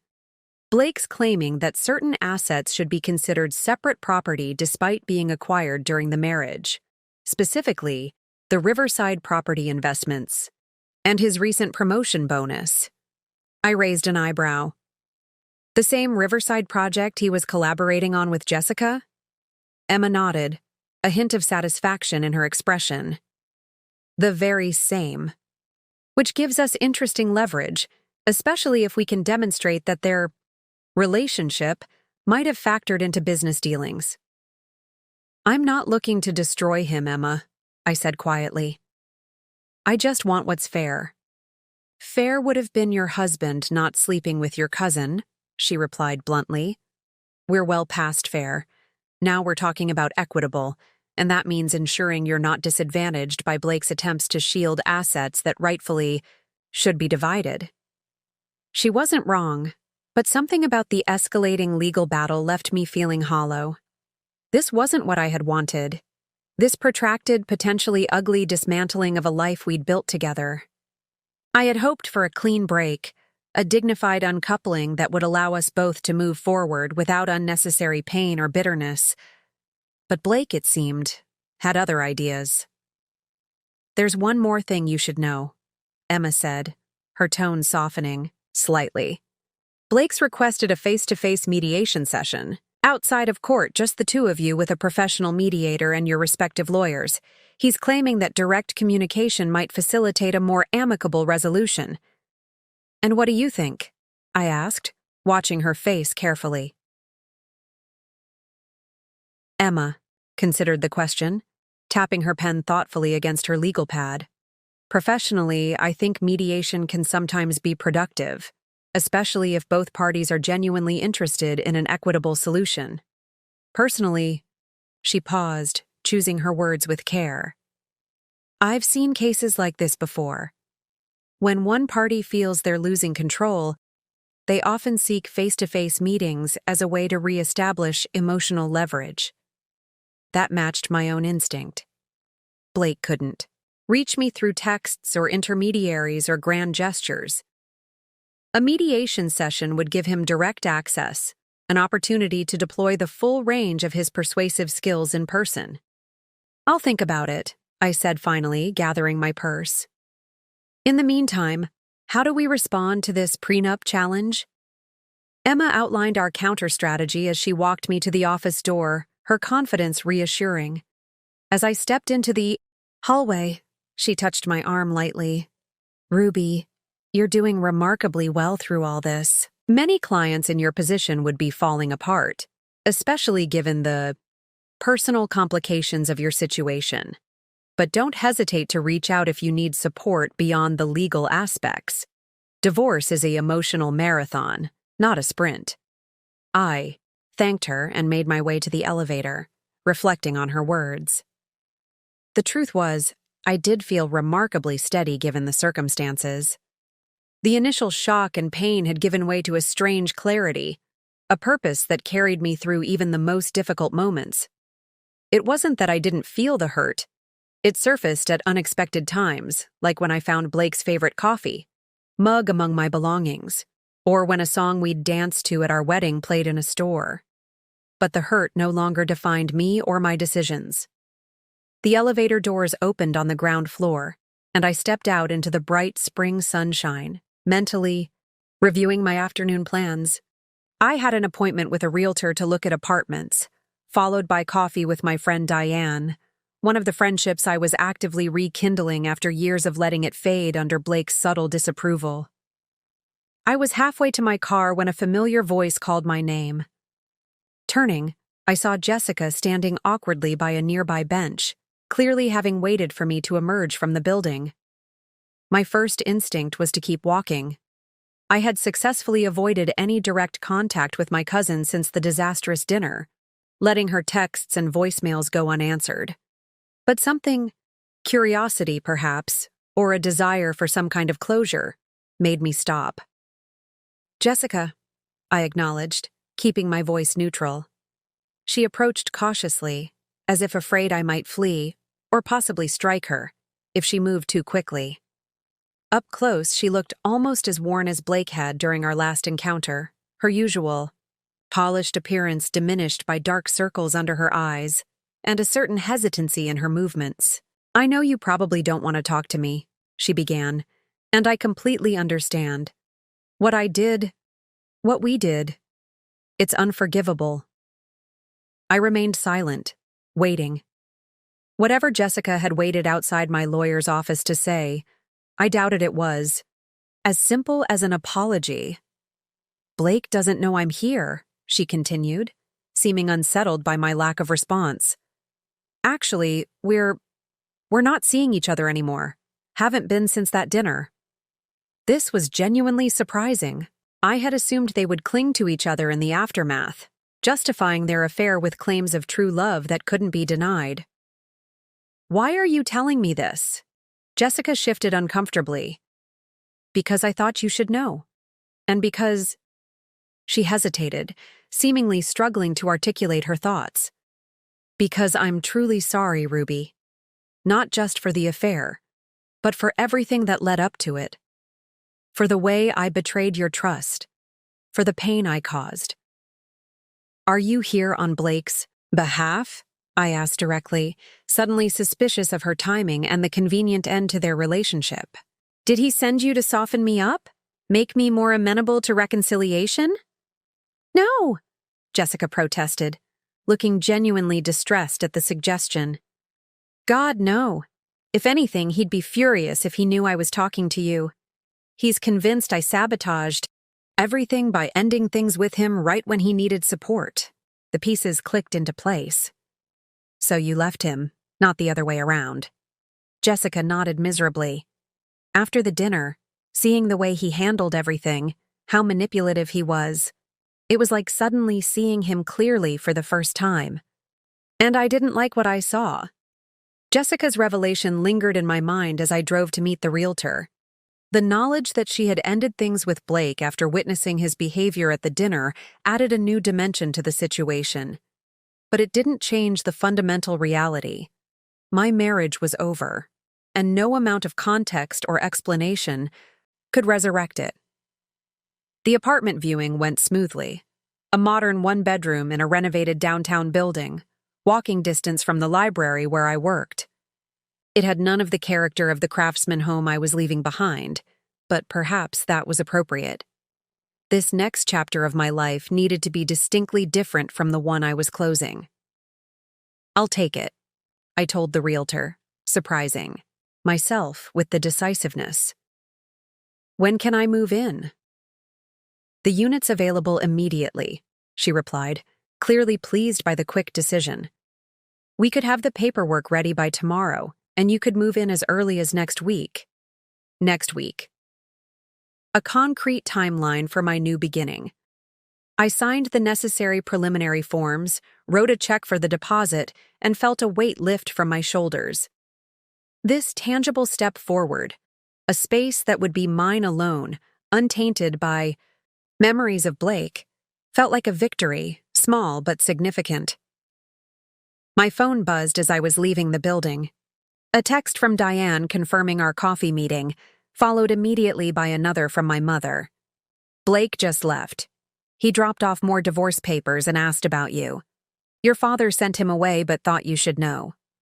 I sighed, tucking the phone back into my purse without responding. Blake's persistence was becoming increasingly intrusive, the legal maneuvers and personal visits forming a pattern that felt less like the actions of a man seeking reconciliation and more like someone unwilling to relinquish control. The coffee shop where I was meeting Diane was crowded, the afternoon rush filling every table. I spotted her in the corner, her auburn hair pulled back in a loose bun, a stack of papers spread before her, likely student essays from the high school English classes she taught. She looked up as I approached, her face breaking into a wide smile. "Ruby," she exclaimed, gathering her papers to make room. "God, it's good to see you. It's been too long." "That's my fault," I admitted, settling into the chair across from her. "I let too many friendships slide these past few years." Diane waved away my apology. Water under the bridge. Besides, I understand how it happens. Relationships take up space, and sometimes other connections get squeezed out, especially when your partner isn't exactly encouraging them. The gentle acknowledgement of Blake's influence touched me. Diane had always seen through him, had noticed the subtle ways he isolated me long before I recognized the pattern myself. It was one of the reasons our friendship had faded. Blake had found her too negative, too willing to question the perfect image of our marriage he worked so hard to project. Still, I said, I'm sorry, and grateful that you're willing to pick up where we left off. Diane reached across the table to squeeze my hand. Always. Now, catch me up on everything. The divorce, the apartment hunting, how you're really doing? Beneath that impressively composed exterior. For the next hour, I did exactly that. The words poured out of me. The discovery of Blake's affair, the confrontation at the dinner, my retreat to the cabin, and the ongoing legal battle. Diane listened, attentively, asking thoughtful questions, but mostly just providing the space for me to process out loud. "And Jessica actually sought you out to apologize?" she asked when I reached that part of the story. "That's unexpected." It was, I agreed.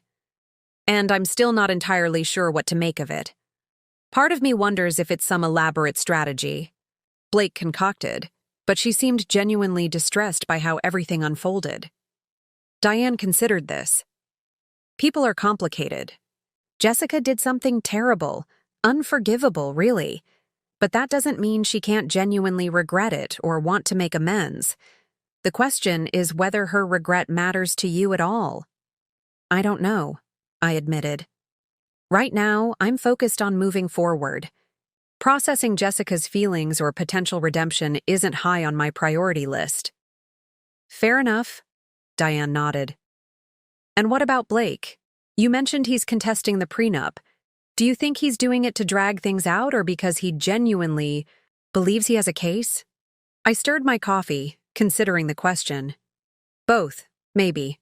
Blake never does anything for just one reason. He's strategic, always thinking several moves ahead.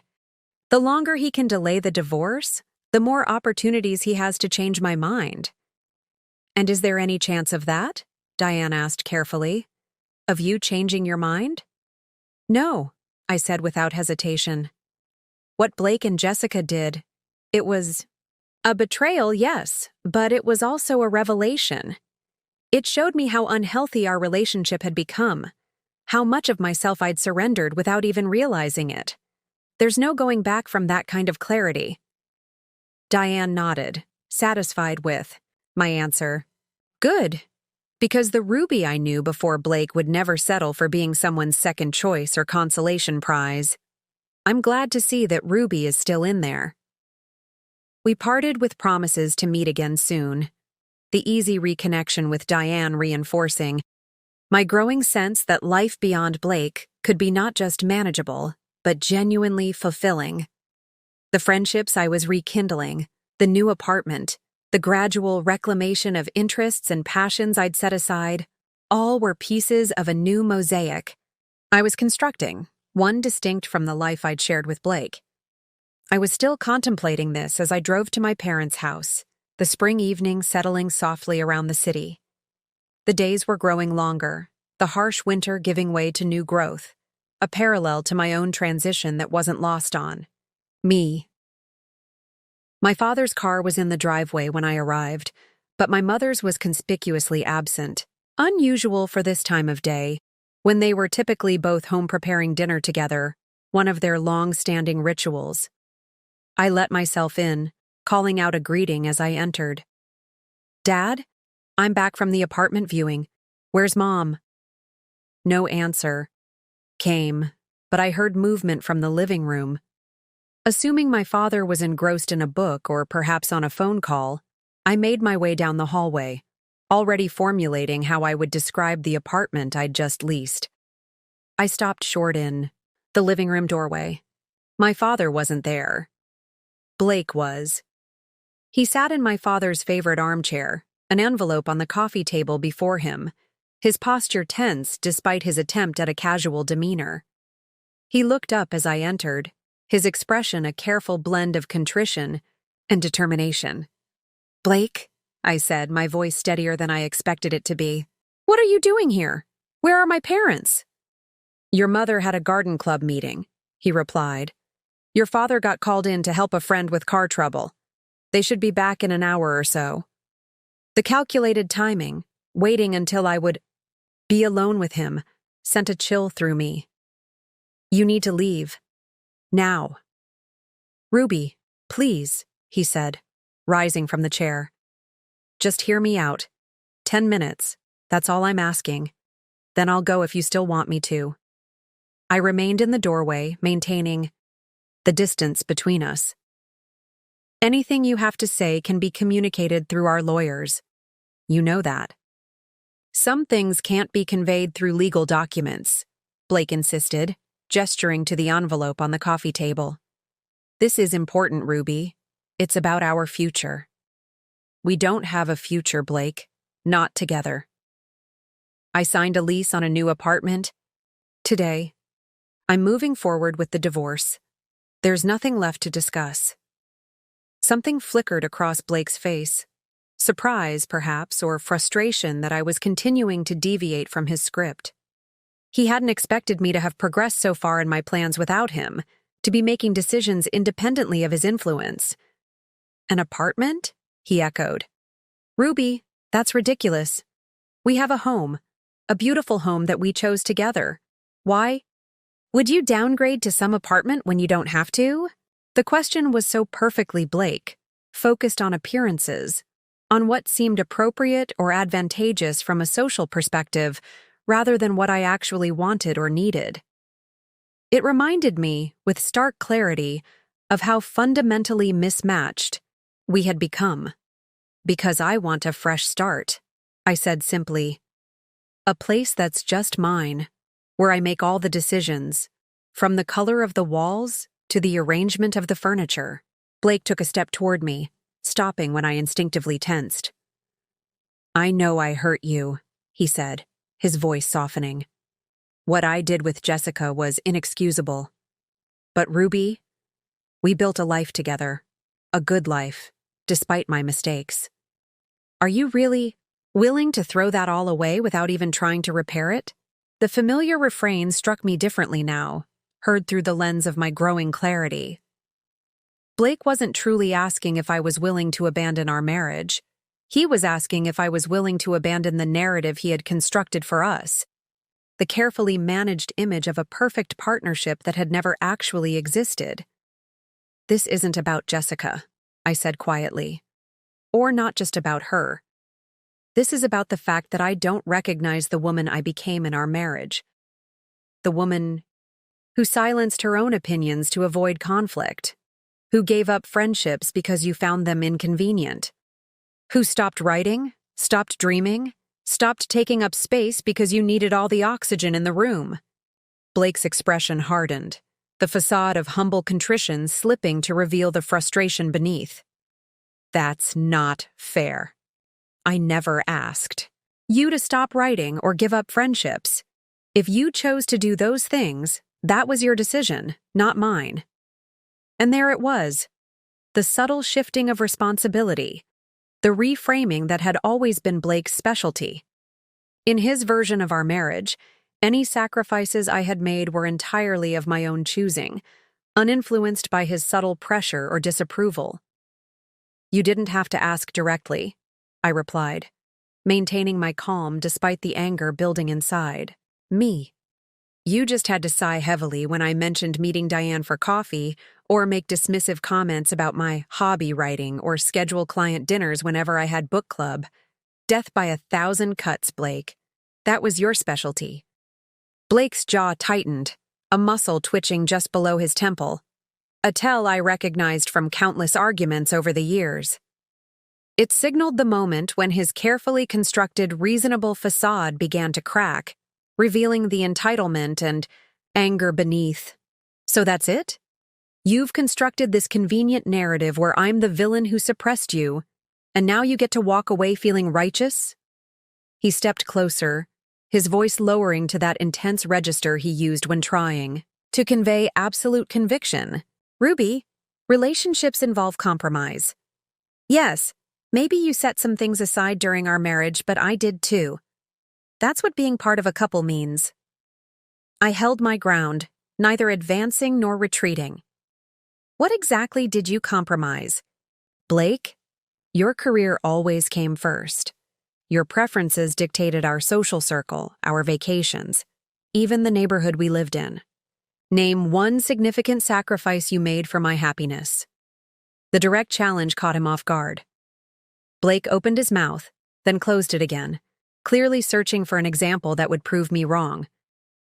I supported your decision to take the head librarian position even though it meant less flexibility in your schedule. I couldn't help the laugh that escaped me, short and bitter. You supported my career advancement? That's your example of sacrifice? Most partners would consider that basic respect, not some grand concession. You're twisting my words, Blake insisted, frustration evident in his tone, making it sound worse than it was. We were happy, Ruby. We had a good life together. Yes, I made a terrible mistake with Jessica, but that doesn't negate the 5 years before it. The problem is, we weren't happy, I said quietly. At least I wasn't. I just became exceptionally good at convincing myself that the constraints of our relationship were normal, that the constant need to manage your ego and expectations was just what marriage looked like. Blake's expression darkened further, the last vestiges of his conciliatory approach evaporating. So now I'm controlling and egotistical? Convenient how your memory of our entire marriage has been rewritten since finding those messages. If things were so terrible, why didn't you ever say anything? The question struck closer to home than I cared to admit. Why hadn't I spoken up sooner? Why had I allowed myself to be slowly diminished year after year without protest?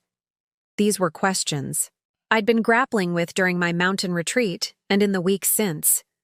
I did try, I said after a moment, memories surfacing of tentative conversations shut down, of concerns dismissed as overreactions. But you were always so certain, so convincing in your version of things. You'd make me doubt my own perceptions until I wasn't sure what was reasonable anymore. It's like that experiment with the frog in gradually heating water. By the time I realized how much I'd surrendered, it felt easier to keep surrendering than to fight my way back. Blake scoffed, reaching for the envelope on the coffee table. More convenient metaphors. You're determined to cast yourself as the victim in all this, aren't you? No, I said firmly.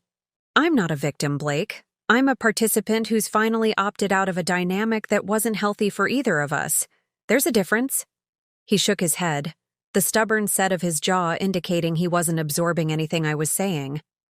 Look, this isn't why I came. I wanted to show you something. He opened the envelope and extracted a document, extending it toward me. I've withdrawn my challenge to the prenup. I'm agreeing to your terms for the divorce, with one condition. Cautiously, I took the paper from him, scanning its contents. It was indeed a formal withdrawal of his legal objections, along with a proposed settlement that matched closely what my lawyer and I had initially outlined. But attached was an addendum stipulating mandatory marriage counseling for a minimum period of 3 months before proceeding with dissolution of marriage. I looked up from the document, meeting Blake's gaze. Counseling? This is your play now? It's not a play, he protested. It's a reasonable request. 3 months of professional help before we make an irrevocable decision. If you're so certain, our marriage is beyond saving. What are you afraid of? What do you have to lose? The question was carefully crafted to corner me, to make refusal seem unreasonable, defensive, even cowardly. It was a tactic Blake had employed countless times during our marriage, framing his preferences as the obviously rational choice, so that any resistance on my part appeared emotional or irrational by comparison. 3 months ago, even 1 month ago, it might have worked. I might have questioned my resolve, wondered if I was being hasty or unfair by refusing such a seemingly reasonable request. But the woman standing before Blake now saw through the strategy with perfect clarity. "Time," I said simply. "I have 3 months of my life to lose. 3 months of moving forward, of rebuilding, of rediscovering who I am outside this marriage. 3 months that would be spent reliving hurts and betrayals to no purpose, because my decision is already made." I handed the document back to him, my hand steady. "No, Blake, I won't be attending counseling with you. File the withdrawal without the addendum, and we can proceed with the divorce as originally outlined. Or continue to contest it, and we'll let the courts decide. Either way, this marriage is over." Blake's composure finally shattered completely, the mask of reasonable negotiator falling away to reveal raw anger beneath. "So that's it? 10 years together, and you won't even try? Who are you?" "Because the Ruby I married would never be this cold, this calculating." "You're right," I agreed, surprising him. "The Ruby you married wouldn't have had the strength to walk away, to prioritize her own well-being over your approval. But I'm not that woman anymore. I've changed. Or more accurately, I've changed back. Into someone who recognizes her own worth, who won't accept betrayal or manipulation as the price of partnership." Blake stared at me, a mixture of disbelief and recognition dawning in his eyes. Perhaps, for the first time, he was truly seeing me. Not the malleable, accommodating wife he had shaped over the years, but the woman who had emerged from that cocoon, stronger and more determined than before. "You've already moved on," he said quietly, the anger in his voice giving way to something that might have been genuine hurt. "You made this decision weeks ago, and nothing I say or do is going to change it, is it?" "No," I confirmed gently. "It's not." Blake nodded slowly, folding the document and returning it to the envelope with methodical precision. The silence between us was heavy, but no longer charged with the same tension. Something had shifted. A final acknowledgement, perhaps, that the battle he had been fighting was already lost. "I did love you, Ruby," he said finally, his voice subdued. "In my way. It might not have been the right way, but it was real to me." For the first time since discovering his betrayal, I felt a flicker of genuine sympathy for Blake. Not enough to reconsider my decision, not even enough to soften my boundaries, but enough to recognize the human complexity behind his actions, the insecurity masked by confidence, the fear of loss that drove his need for control. "I know," I said quietly. "I loved you too, but love isn't enough when it costs you yourself."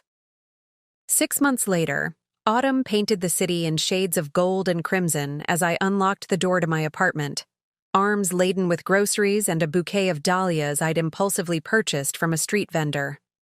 The space that had initially felt temporary, even transitional, had gradually transformed into a true home. My home, with every element reflecting my own preferences and choices. Soft gray walls showcased framed prints of my favorite literary landscapes: Pemberley, Thornfield, Hall, Manderley, alongside photographs from my recent weekend trips exploring nearby small towns and hiking trails. Bookshelves lined one wall of the living room, organized not by Blake's preferred system of color and size, but by my own more intuitive groupings of theme and emotional resonance. A writing desk positioned near the window overlooked the park. Across the street, its surface scattered with notes for the novel I'd finally begun writing after years of relegating my creativity to someday. The divorce had been finalized 3 months earlier, Blake ultimately withdrawing his objections after our confrontation at my parents' house. The settlement had been fair, perhaps even generous on his part, whether from genuine remorse or a desire to expedite the process and preserve his professional reputation. I couldn't say for certain. The house had been sold, the proceeds divided according to the prenuptial agreement. The last I'd heard, Blake had accepted a position with a prestigious firm in Chicago, making a clean break from Lakeside and the whispered gossip that had inevitably followed our split.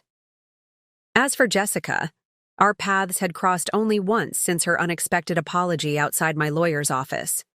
At my great-aunt Maureen's 80th birthday celebration 2 months ago, we had exchanged brief civil greetings before naturally gravitating to opposite ends of the gathering. The tension had been palpable, but manageable, the family rallying, to create buffer zones, to ensure our comfort without explicitly acknowledging the elephant in the room.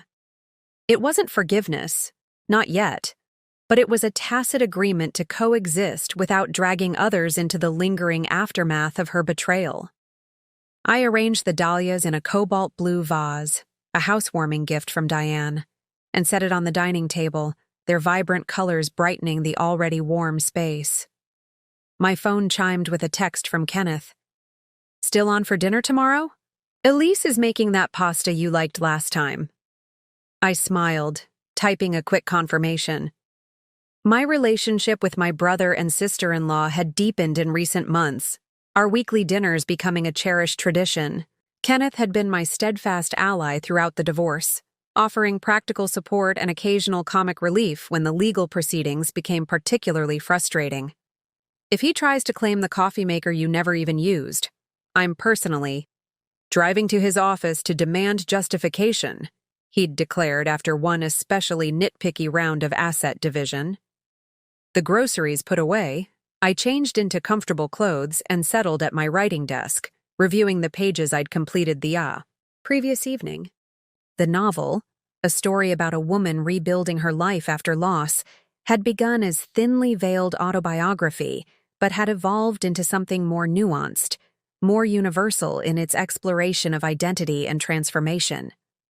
My protagonist wasn't me, not exactly, though she carried echoes of my experiences transformed through the alchemy of fiction. Writing had become my anchor in this new reality, a daily practice that connected me to my authentic self after years of disconnection. The words didn't always flow easily, and some days produced more frustration than progress.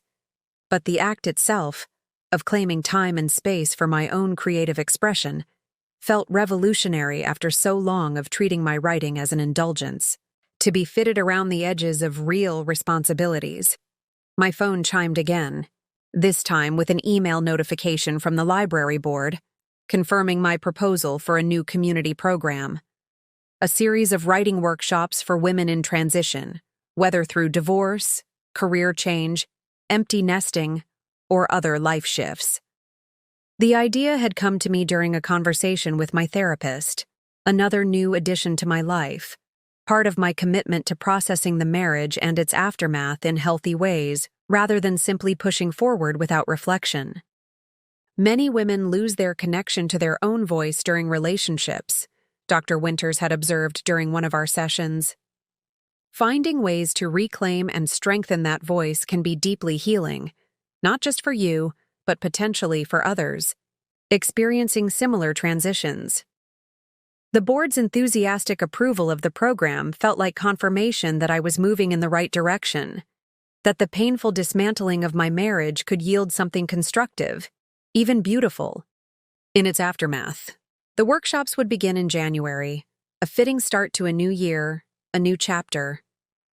A knock at my door interrupted my thoughts. Puzzled, I wasn't expecting anyone. I approached cautiously and checked the peephole. Rita stood in the hallway, a casserole dish in her hands and a worried expression on her face that immediately set off alarm bells. My mother rarely made unannounced visits, and never looked this concerned without serious cause. I opened the door quickly. "Mom? Is everything okay? Is Dad?" "Your father's fine," she assured me, stepping inside. "Everyone's fine. I thought you might want some company tonight, and I brought lasagna." The forced casualness in her tone only increased my suspicion. "Mom, what's going on? You're a terrible liar. Always have been." Rita sighed, setting the casserole on the counter, before turning to face me.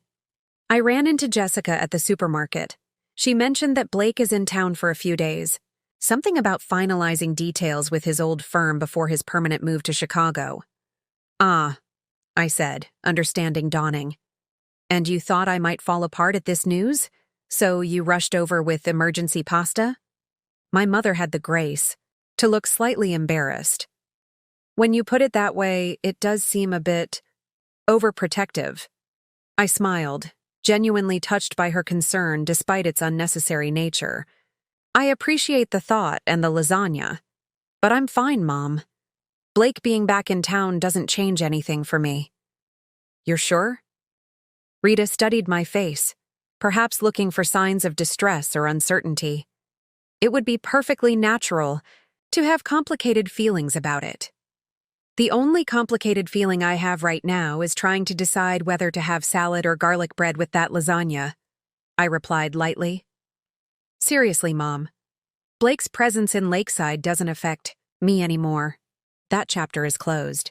And as I said the words, I realized they were absolutely true. The thought of potentially encountering Blake at a restaurant, on the street, in the park across from my apartment, didn't fill me with dread or anxiety, or even lingering anger. He was simply a person from my past, a character in a story that had concluded. Important once, certainly, but no longer central to my narrative. Well, my mother said, seeming both relieved and slightly surprised by my genuine nonchalance. In that case, the answer is obviously both salad and garlic bread. I brought those too, just in case. Winter descended on Lakeside with unusual gentleness that year, light dustings of snow transforming the city into a glittering wonderland rather than the harsh, bitter landscape we often endured. From the window of the library's community room, I watched a few stray flakes dance in the afternoon light as the women gathered their notebooks and pens, conversations continuing even as the workshop officially concluded. The writing program had exceeded all my expectations. What began as 12 participants had grown to nearly 20 women, ranging in age from 24 to 73, each navigating some form of significant transition. Some were recently divorced like me, others were facing empty nests or career changes or the loss of partners to death rather than dissolution. All were seeking to rediscover their voices after periods of silence or suppression. Ruby?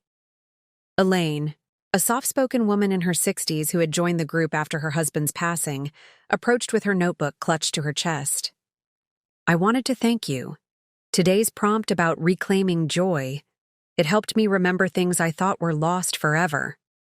I smiled, touched by her words. I'm so glad. That's exactly what these workshops are meant to do. Help us reconnect with parts of ourselves that may have been set aside or forgotten. It's working, she assured me, her eyes bright with unshed tears. For all of us, I think. You've created something special here. After Elaine left, I remained in the community room, gathering scattered handouts and straightening chairs. The prompt we'd explored today, write about a moment of unexpected joy you experienced during your transition, had yielded powerful responses, including my own reflection on the morning I'd woken in my new apartment and realized I could arrange my day exactly as I pleased, answering to no expectations but my own.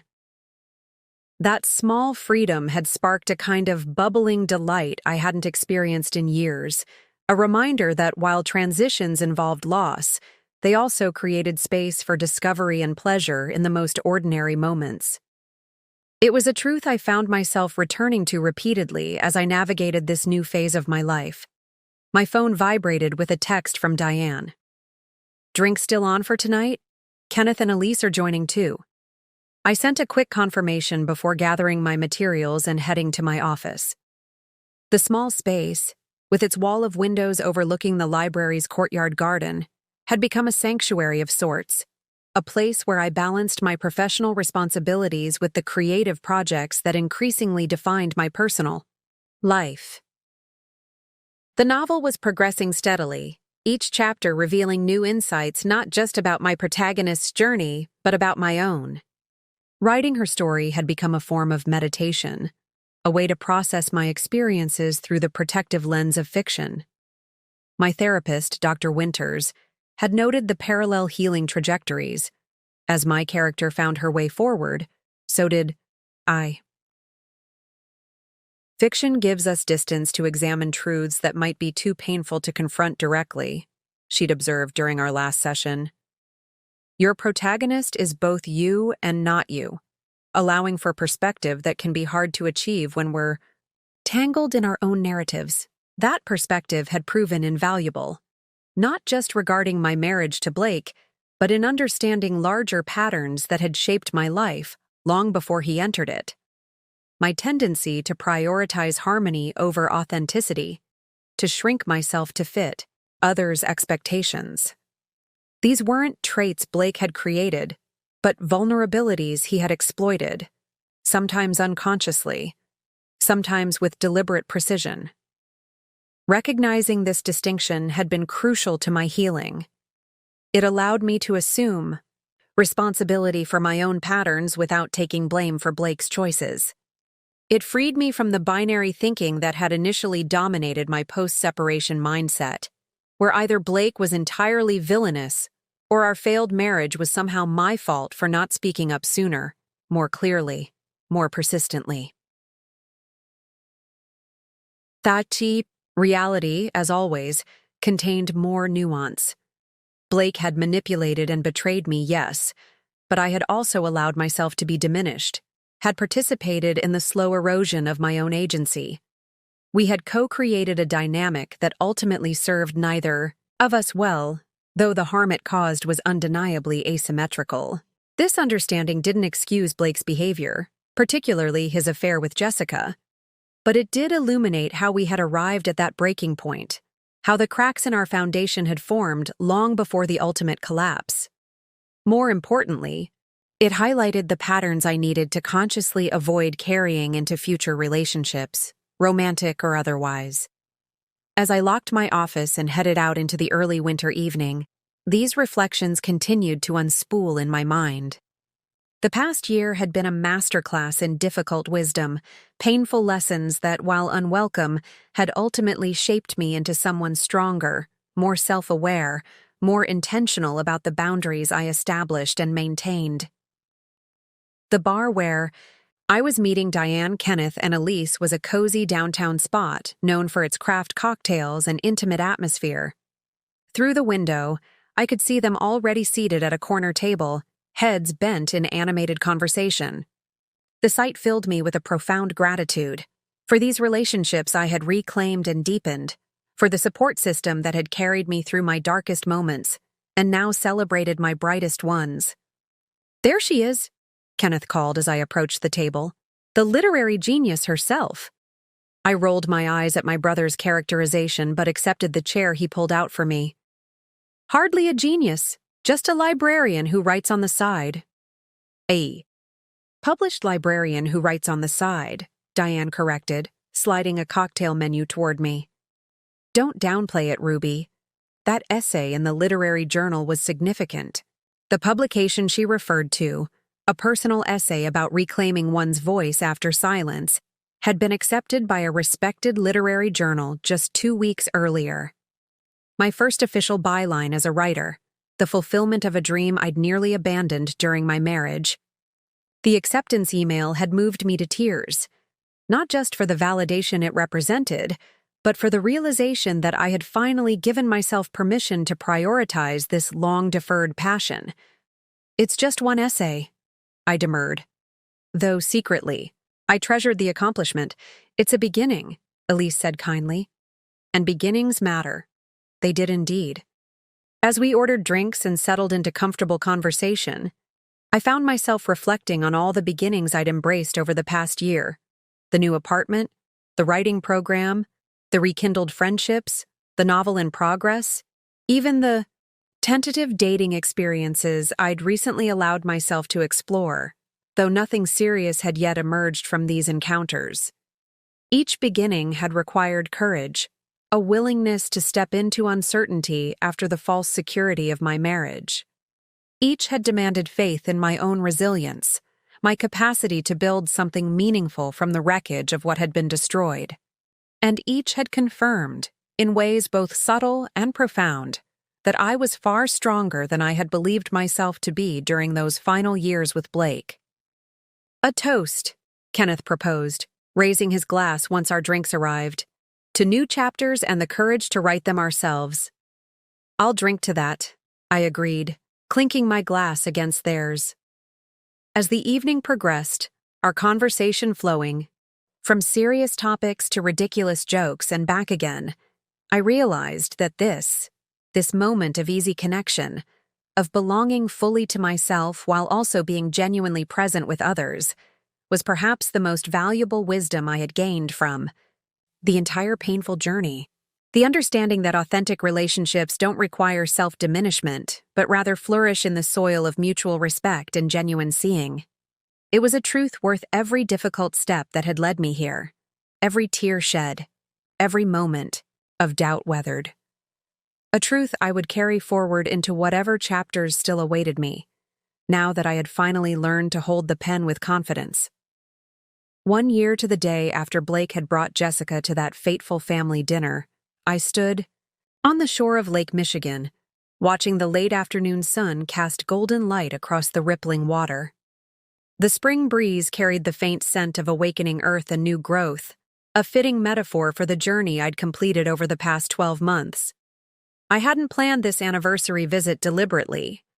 My literary agent, a recent and still somewhat surreal addition to my life, had arranged a meeting with a small publisher interested in my novel, now completed and polished through multiple revisions. The coincidence of the timing struck me only as I checked into my hotel, the date on the registration form triggering a cascade of memories. 1 year. 365 days since I had watched my marriage unravel in the most public and painful way possible. Since I had experienced the twin shocks of betrayal and revelation, each cutting in their own way but ultimately leading to liberation. Chicago was Blake's city now. I knew this from occasional updates that filtered through mutual acquaintances. He had established himself at the prestigious architectural firm, thrown himself into high-profile projects, begun rebuilding his life, in a place where his reputation wasn't colored by the messy dissolution of our marriage. We hadn't spoken since finalizing the divorce 9 months earlier. Our last interaction a brief, formal email exchange, confirming the transfer of the final assets. Part of me had wondered if I might glimpse him during my visit. Chicago was vast, of course, but coincidences happened. I had examined this possibility from various angles, searching for any lingering dread or anxiety it might provoke, but I found none. The thought of encountering Blake now felt neutral, perhaps mildly awkward, but ultimately inconsequential. He occupied a different mental category entirely, no longer the central figure around whom my world revolved, but a character from an earlier chapter, significant in his time, but no longer decisive to my story's direction. My phone chimed with a text from Diane. "How did the meeting go? Are they buying your brilliant masterpiece?" I smiled, tapping out a response. "Very promising. They're sending an offer next week. I'll call with details when I get back tomorrow." The meeting had indeed gone remarkably well. The editor's enthusiasm for my novel. Reflections, a story of a woman's journey from invisibility to self-reclamation, validating in ways I was still processing.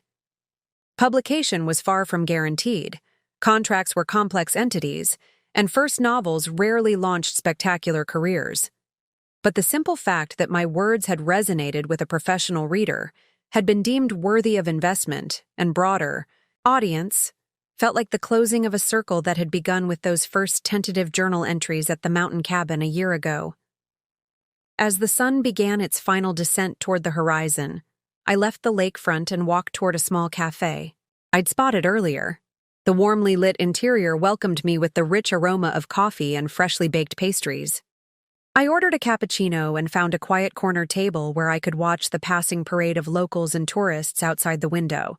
Opening my journal, a habit I had maintained religiously since my retreat, I found myself writing not about the promising meeting or potential book deal, but about the significance of this anniversary and all that had changed since that night. 1 year ago today, I thought my life was ending. In reality, it was just beginning. The words flowed easily, a reflection not of pain, but of perspective gained through distance and deliberate healing. I wrote about the woman I had been then, already diminished by years of subtle erasure, then shattered by Blake's betrayal with Jessica. About the gradual rebuilding of identity, the reclaiming of passions and relationships and dreams that had been set aside. About the strength I had discovered within myself, a resilience I hadn't known I possessed until circumstances demanded. Yet I was so absorbed in my writing that I didn't immediately notice the woman who had entered the cafe and now stood hesitantly near my table. When I finally glanced up, recognition struck me with physical force. "Ruby," Jessica said softly, her expression a complex blend of surprise and uncertainty. "I thought that might be you." For a moment I simply stared, wondering if I had somehow conjured her through my reflections. But Jessica was undeniably real, standing before me in a tailored coat, her hair shorter than I remembered, her posture tense as she awaited my response. "Jessica?" I acknowledged, closing my journal and setting down my pen. "This is unexpected." "I'm attending a marketing conference," she explained quickly, gesturing vaguely toward downtown. "I saw you through the window and—" She trailed off, seemingly unsure how to complete the thought. An awkward silence stretched between us, laden with all that remained unspoken. The last time we had been alone together had been that brief encounter outside my lawyer's office. Her unexpected apology still hanging in the air between us, neither fully accepted nor rejected. "Would you like to sit?" I finally offered, surprising myself as much as her. "Just for a minute." Jessica hesitated, then nodded, slipping into the chair, across from me. Up close, I could see subtle changes in her, a new maturity in her eyes, a certain gravity that hadn't been there before. The year had clearly shaped her as well, if in different ways. "How are you?" she asked, her tone carefully neutral. "I'm good," I replied, finding that I meant it genuinely. "Really good, actually. I'm here meeting with a publisher about my novel." Jessica's eyes widened slightly. "You wrote a novel? That's amazing, Ruby. You always talked about writing someday, but—" She stopped abruptly, perhaps remembering that her awareness of my deferred dreams came partly through Blake, through conversations they shouldn't have been having. "Yes," I said simply. "Someday finally arrived. What about you? Are you still with the marketing firm?" Jessica nodded, seeming grateful for the redirect. "I was promoted to strategy director last month. It's challenging, but fulfilling." Another silence fell, less awkward, but still weighted with the elephant in the room. Finally, Jessica met my gaze directly. "I've thought about you often," she said, quietly. "About what happened, what I did. I know my apology that day was inadequate and probably unwelcome. But I want you to know I truly am sorry, Ruby. Not just for the affair, but for betraying your trust as family. There's no excuse for it." I studied her face, searching for the sincerity behind her words. What I found wasn't performative remorse or strategic contrition, but genuine regret, the kind that comes from difficult self-examination and growth. "Have you seen Blake since?" I left the question unfinished, realizing I wasn't even sure what I wanted to ask. "No," Jessica answered firmly. "Not since ending things after that dinner. He tried to contact me a few times during your divorce proceedings, but I didn't respond. Some lines once crossed can't be uncrossed, but some mistakes once recognized don't have to be repeated." The wisdom in her words struck me, not because it absolved her of responsibility for the pain she had caused, but because it reflected a parallel journey of reckoning and growth.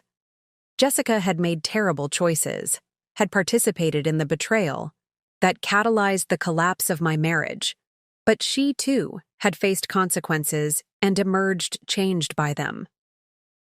"I don't know if I can ever fully forgive what happened," I said honestly, "but I'm not carrying the anger anymore. It takes too much energy. Energy better spent on building something new. Jessica nodded, understanding in her eyes.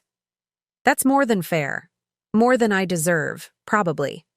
As she rose to leave a few minutes later, having declined my reflexive offer to stay for coffee, Jessica paused, seeming to debate whether to say something more. He's not happy, you know, she said finally. Blake. From what I hear through mutual friends, he's successful in Chicago. But something's missing. I think he finally realizes what he lost. Who he lost. I absorbed this information with a strange detachment, neither pleased by Blake's apparent discontent nor troubled by it. His happiness or unhappiness had ceased to be my concern, a liberating truth that had taken months to fully internalize. I hope he finds his way, I said sincerely, just as I've found mine. As I watched Jessica leave, disappearing into the stream of pedestrians outside, I felt an unexpected sense of closure, not just regarding her betrayal, but regarding the entire chapter of my life that had concluded a year ago.